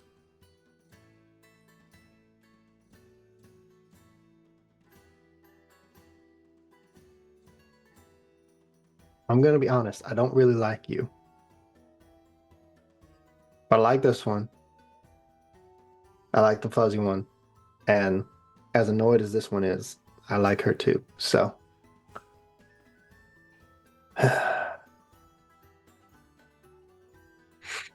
and you see she kind of like paces back and forth.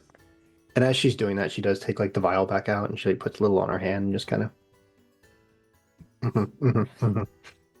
All right, all right, all right.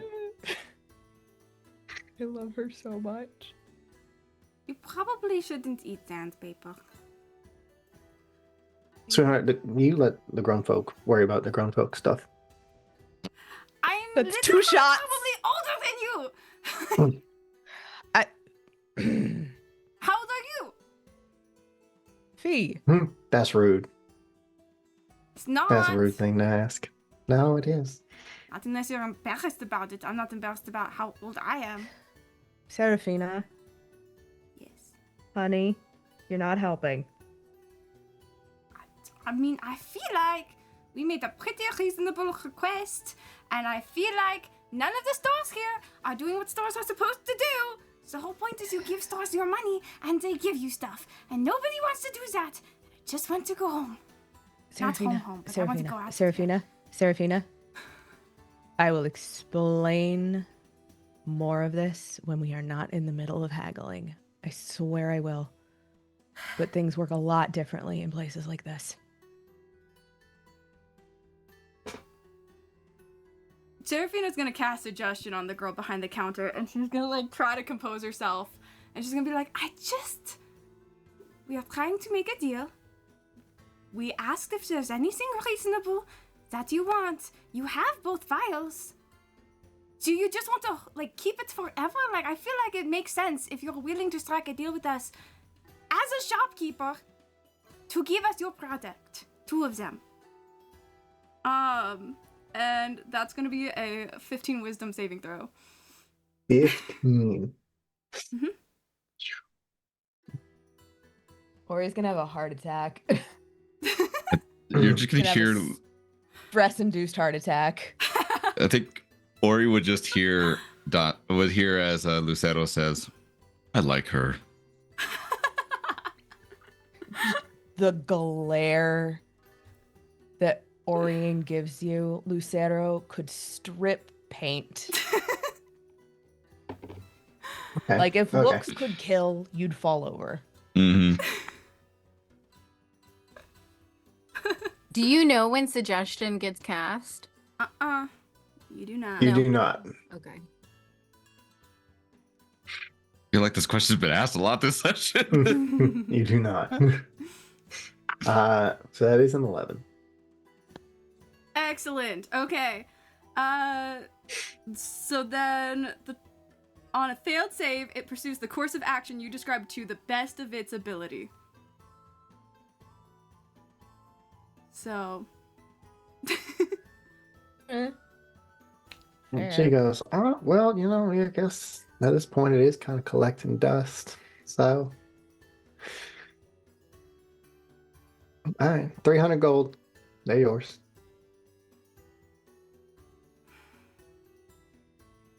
Pulls out Crafter's gold, tosses it over to her. Or not tosses it, he actually will like place it down in front of her for it and pretty much pull out whatever gold that he does have that Dante would have had and whatever else Crafter's gold he would have had to make sure like that was enough.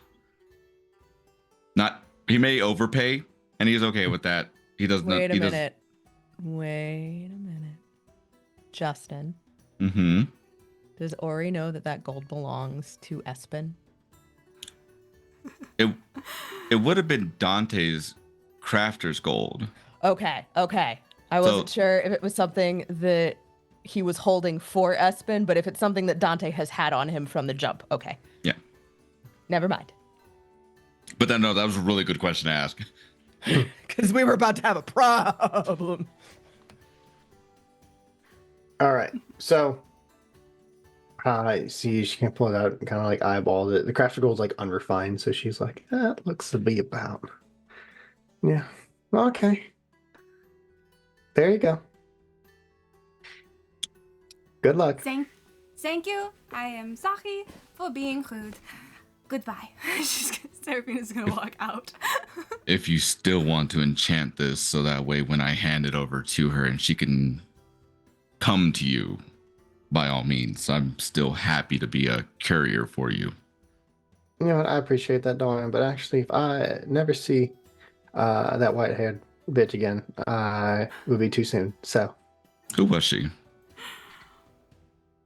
she showed up here a few months ago. She set up shop. She did all this weird woo-woo stuff. Some of us just trying to make an honest living, you know? And then you'll see as Lucero will turn over to face Ori and say, my apologies for holding us up. You get an eyebrow, and she turns back to the shopkeep. Auntie. I believe I still owe you.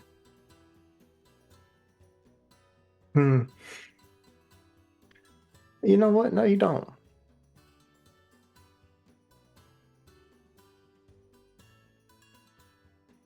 Are you certain? I got plenty. Or he offers out a hand to shake? If I ever find myself in your neck of the woods, just, buy an old lady a drink now. I don't know when I'll be back in my neck of the woods. If ever. But should we meet again, your drink's on me. Well, that sounds great. Good luck with, and she kind of like gestures broadly to everybody. Ori just kind of like takes a quiet inhale and does that, like, how when someone's like considering their life choices, they sort of look up into the bosom of Jesus and you can see the regret. Just yes. one of those. Just yep. Much obliged. And I will turn and find the rest of the party. Oh my god. I followed Grandpappy outside. Not Grandpappy. Grandpappy. I unfortunately Grandpappy. resemble that remark. Yeah, as we go outside, this is a couple minutes before they all finish up. Revlis is just going to slump down on the wall next to the shop. Just plump down, put his hands up on his knees, and just rest there for a second. That's not very good. What? That's not a good. You maybe can you get up? Get up. Why should No. I get up? I mean, like you're leaning against the building, and like these buildings are really gross. It does really smell out here. But like, what if you actually do get a heart attack or something? You're not a spring chicken. Are you okay? Espen, that is very, very thoughtful of you. That's not a good. It is not a good sitting pose. And I'm You're- not even a human. It's not good. You're sad too. You're right. It's not a good place to sit. And he'll get right back up with much groaning and cracking of joints and all that.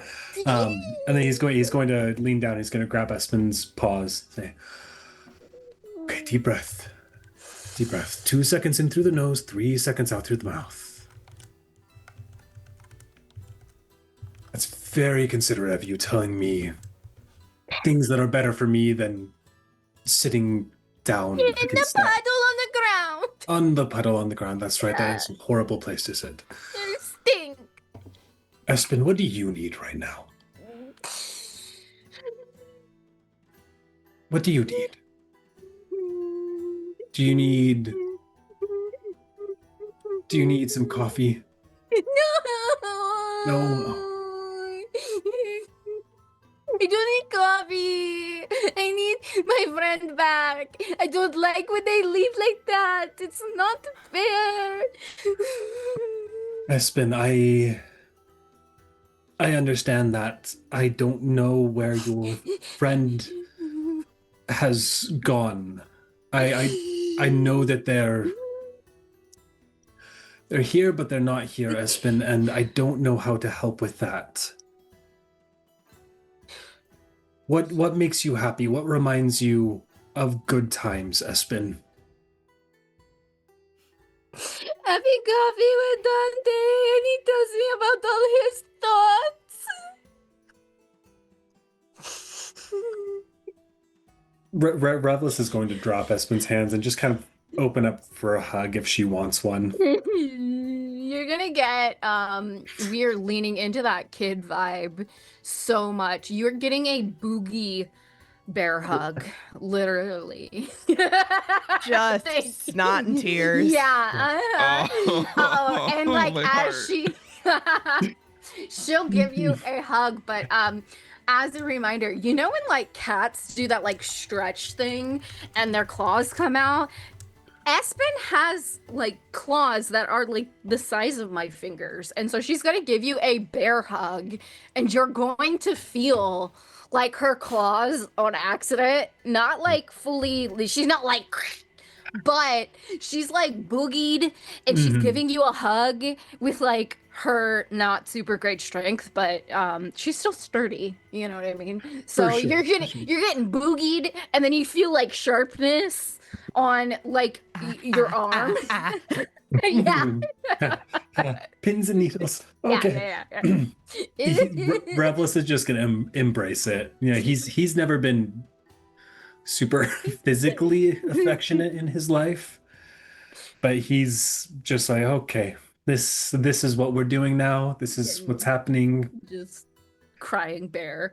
He's doing like that awkward grandpa hug where it's like, I don't know where to put my hands.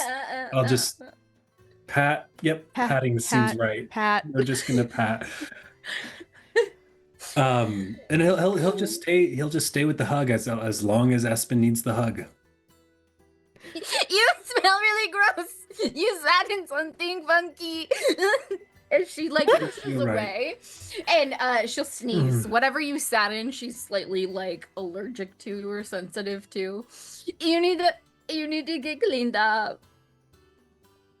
I will absolutely do that. Ooh, Thank you for I don't know letting what me that know. is.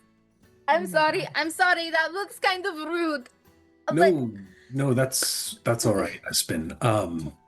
It- Why don't you come with me? Come with me this way. And he's just gonna walk across to like the nearest like food vendor stall and just see if there's something there that he can interest her with. A giant lollipop. Hello, welcome. We have meat on stick. We have meat on stick. Wonderful. Espen, would you like something to eat? What is it? Hello, is meat on stick. Yes, but like Redless, I'm a bear. What if it's bear? Then we will not eat whatever is on the stick. He's not Don't- bear, too hard to kill. Not a bear. Not a bear. Bears are too tough. Too hard to kill. Two meats on a stick, please. 2 meats on stick, 5 gold.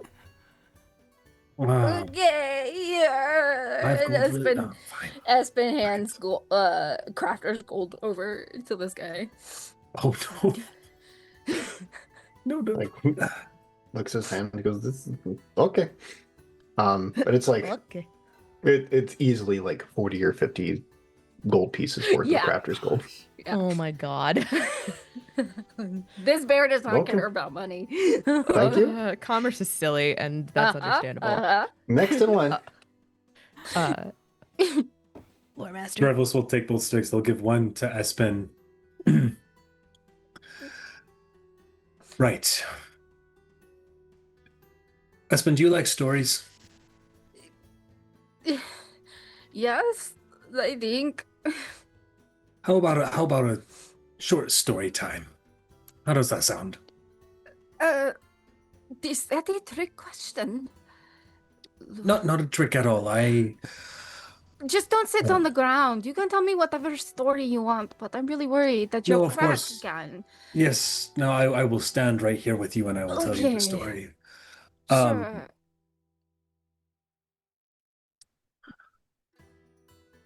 You know, Espen, a long time ago, there was a little boy.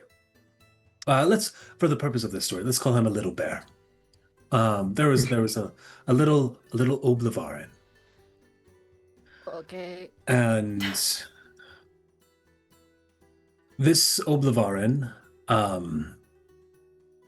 he lived by the sea, and he.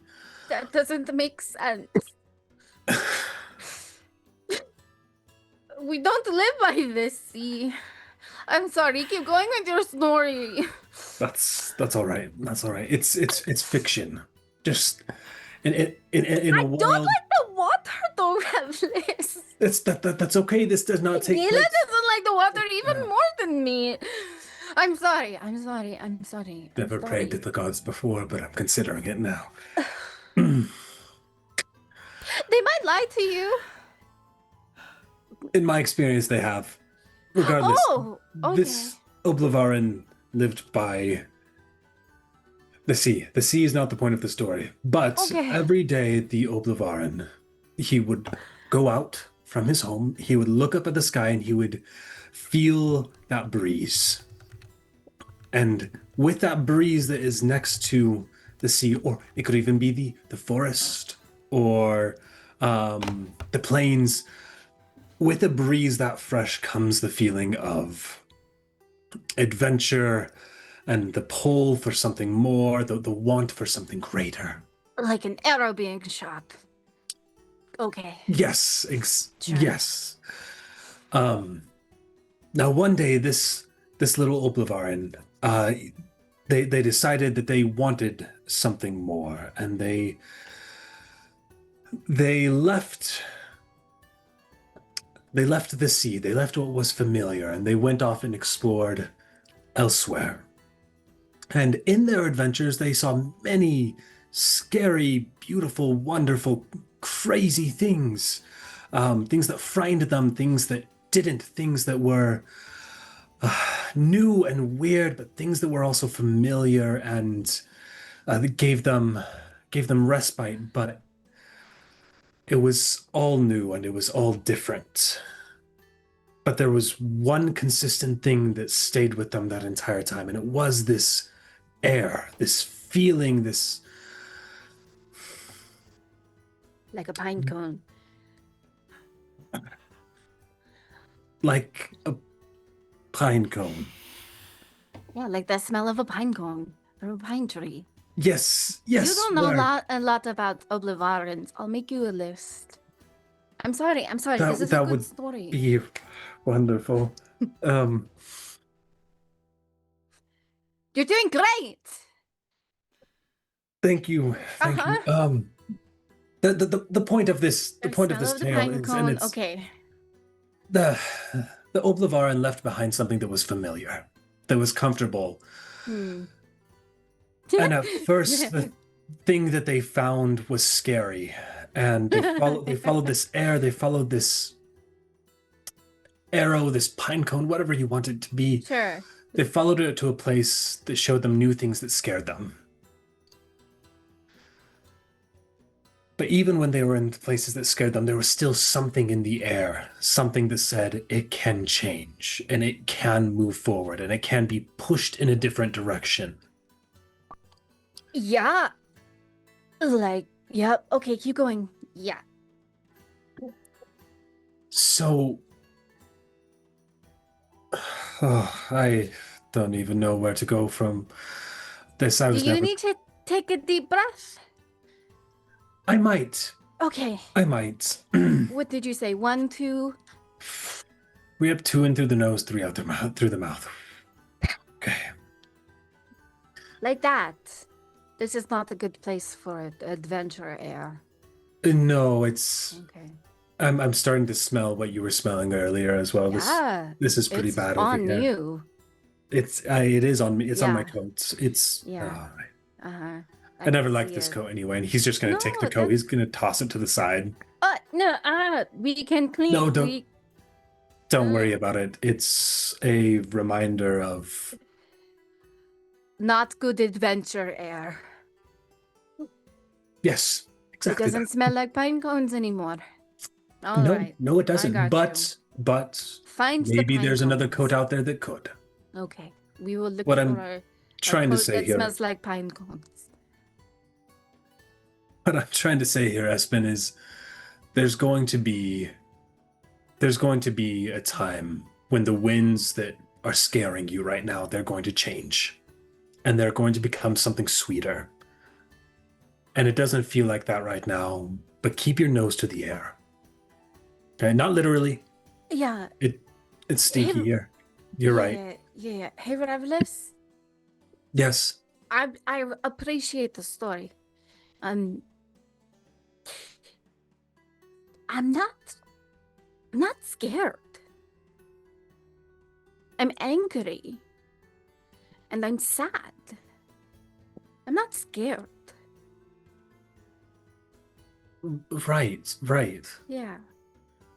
But the story was helpful. We will find pinecone air. We'll look for pinecone air and new, Mm-hmm. yeah, good smelling air. I'm sorry, Espen. No.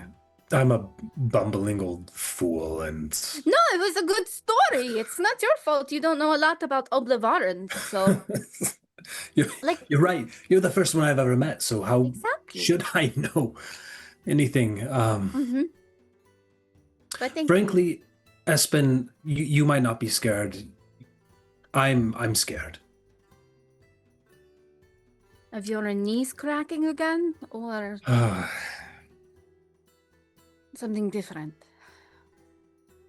So, Revlis, as you say, I'm scared, you look up and you see the shadow of an albatross flying overhead.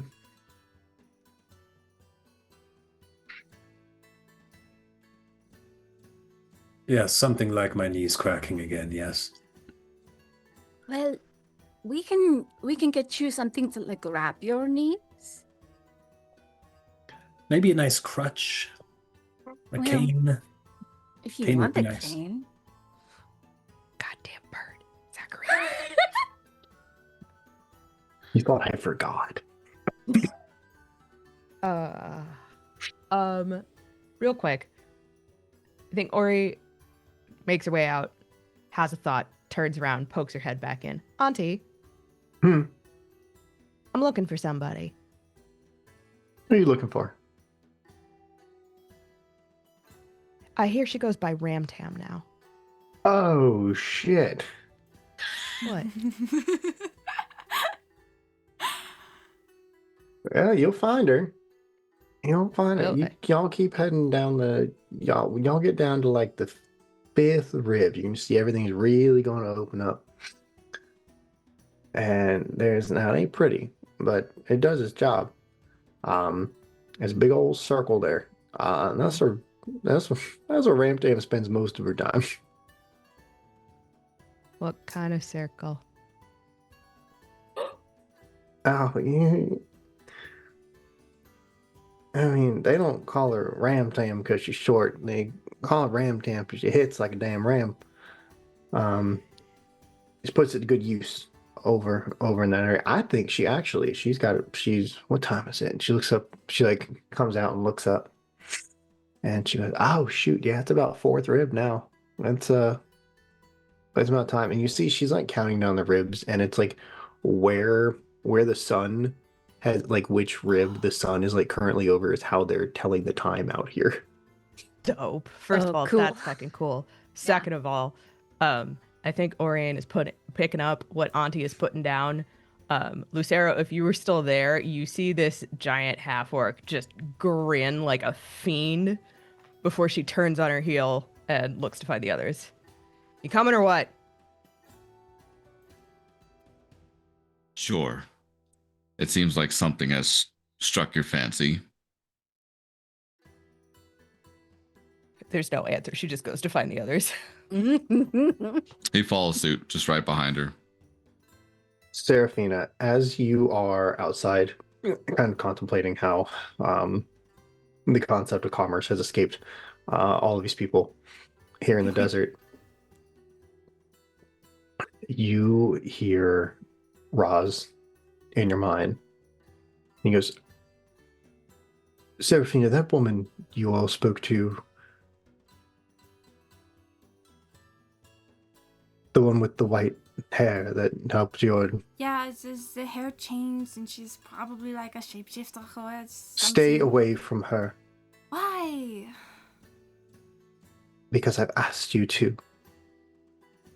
Yeah, but okay, my whole life, I could just like ask questions and mostly people answered, and if I was nice, mostly people were nice back, and like none of that has been true since we left, like since you said we should leave, and like especially here, and I just want answers, and cause like people, first of all, people here are very rude, and they don't want to answer any questions, and now you're not answering any questions, and I have so many questions. I don't even know what happened with Dante or with the face thing that Espen was talking about, the archfey, or and I can't even throw a barrel, so you got some explaining to do.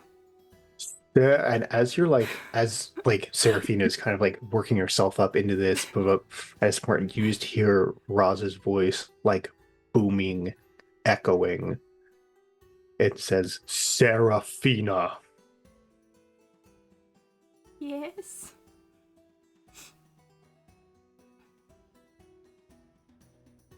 What I think you need, and you see it's very kind of like Gandalf in the Fellowship of the Ring, where he gets all big and like will be at Bilbo.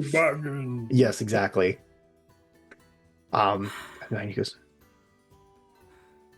that woman is dangerous, and I can do everything I can to keep you safe, and that is, as you always know, my top priority. And the same cannot be said for your friends. Can you at least tell me, like, why she's because I got told everybody here was dangerous. So, like, what makes her more dangerous? She looks like you. Like she should be amongst you. She is not. like you. She is strong. But if we don't go back to pay her, then she's gonna come after us. So we have to see Your about friends this can one. do whatever they like. You don't need to be there. Okay. Yes. Seraphina, I need you to promise me. But if I don't go with them, then they could get hurt.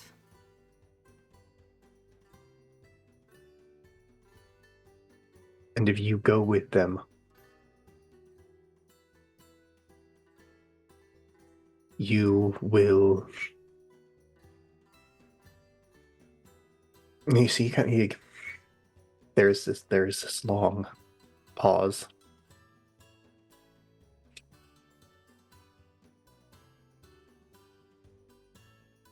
And he just says, I won't be able to help you. Well, do you think they'd be safe if I don't go?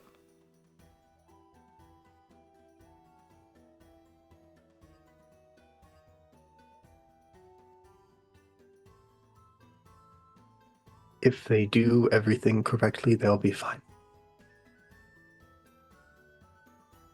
Okay, I won't go.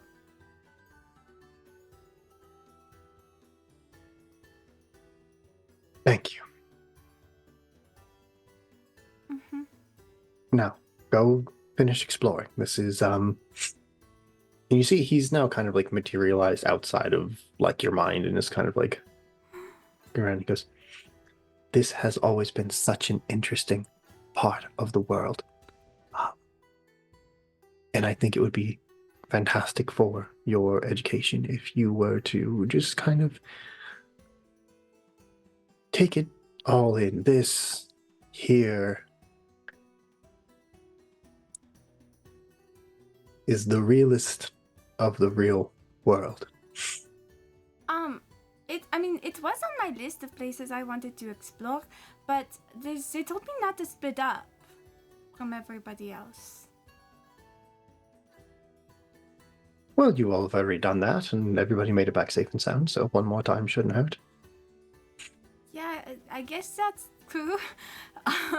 She'll get up and brush her skirt off and be like, yeah, I'll go look around. And then she'll start wandering away. Oh God, will we be able to see her as we come out? Let's find that out next week. Oh, All right, folks, thanks for hanging out with us. It was an absolute blast. We had the most stressful shopping session I've ever been a part of. And it's not quite over yet. We had laughs, we had tears, we had frustrations with the state of capitalism in the black market. And we'll probably have some more of that next week. So definitely come on back and see us. If this was your first time hanging out with us, absolutely jump in our Discord so we can talk about tonight's session. Also check us out on YouTube, the same username, Rebels Without a Castle. You can see all of our episodes for this campaign, as well as our lore shots, which are one-shots that we do set in the history of the world of our beloved Vastra, which we may or may not just, circle back to in the main campaign.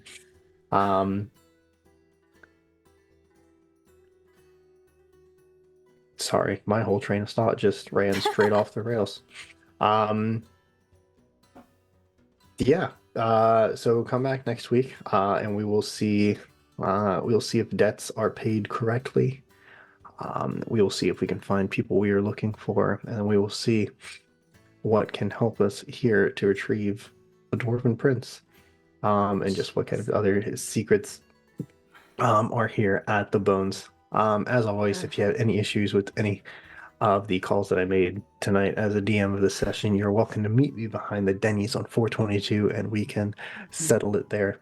My name is Zach Savage and I've been your lore master this evening. You can find me on all my socials at Zach Savage Lore, where I'm doing all sorts of D&D stuff, and my brain is imploded right now.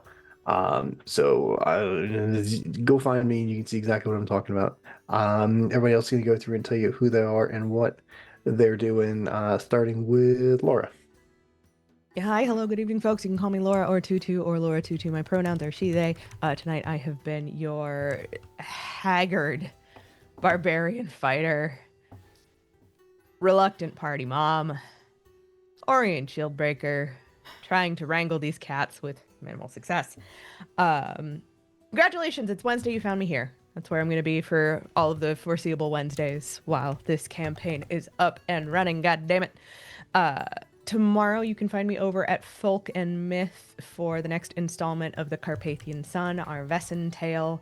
Our werewolf buddy just kind of werewolfed out of nowhere. I'm sure it'll be fine. Fridays, you can find me over at Crit Hit Chronicles for Shadows Over Baldur's Gate, our spiritual sequel to the Hitlerian Studios video game Baldur's Gate 3. This Friday, we are doing a very special one-shot for Cujo's birthday week. And we're still going to be raising funds to make sure that he can get a brand new rig because his computer is alligator death rolling right now. Ooh, Yeah, I know that one. it's fun times. Yep. But if you want to see what else I'm doing and where I'm going to be, the best way to do that is check out my website, lauratutu.com. Sam, go for it. Good evening, everybody. Thank you for joining tonight. My name is Sam. I go by Utah Indie on both Instagram and Twitch. Tonight I was playing Revelous Noj, the human fighter rogue. Yeah. Thank you so much for joining tonight. I don't have anything else to say. This was an awesome session. And Gordon, Zach, 5 more minutes. Five minutes, please. Oh, that's so cute. No, go to bed. Okay, fine. It's only Dad. 9 o'clock.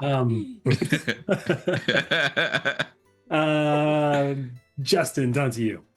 Hey everybody, how's it going? Thank you for tuning in tonight. I am GM Justin. You can find me on all my socials at Forever GM Justin. You can also find me over at Roll D5, where we specialize in playing indie TTRPGs. I played Lucero Emberhold tonight, first full session as him, and we got to have a good time. We got to have a good time with the party. And yeah, you can besides every Wednesday you can find me over here. You can find me over at Smoke Blue Guns channel every Monday, where we play Monday Night Magic. It's just an excuse for Whitney to get me and Keon to go play Magic with her, and we have guests that pop up here and there. Next week we have Diana of the Rose coming by as we're doing our Elves Night, and I'm running an Infect deck using Galisa Sunslayer. So Disgusting. yeah, 100%. It's a dirty deck, and I'm here for it. But yeah, you can also find me doing stuff over at Roll D5. You can still find me doing stuff over with this whole slew of people. In fact, next week we're picking up our Sanguine Scourge season 2 with both our Camarilla with next week with me, and then the following week on the Tuesday with our Anarch table. So, but like I said, I have a whole lot of projects, so follow me on the socials, stay in the loop. Toss us over to Hi. Hi, I'm Hyacinth. My handles are Hyacinth Wonders on all of just one. I don't know why I said handles. It's Hyacinth Wonders on all of the social media platforms. Tonight I was playing Seraphina von Willow, the normally much less feisty high elf cleric. And when I'm not here, I do short form cosplay content and gaming streams on Saturdays. If you guys stick around after we finish, I'm gonna send us over to raid Crit Hit Chronicles. Yeah. Hi, everybody. I'm Pyrea. You can find me on the socials as Pyrea. I'll post things. I was a very weepy bear tonight, Espen. Like Hyacinth said, we are going to go ahead and raid Crit Hit Chronicles as they... What are they playing, everybody? It's a Cujo birthday stream. Oh, It's a Cujo birthday stream. Yeah, we're Cujo gonna birthday Cujo's stream. birthday. So yeah, follow us over there and wish Cujo a happy birthday. Is it today or guess today. Oh, It's it's today. Today. Let's go, everybody. Yeah, we gotta go, guys. We'll Yeah. see you next week. We're going to Cujo's birthday stream. Yeah. Yeah.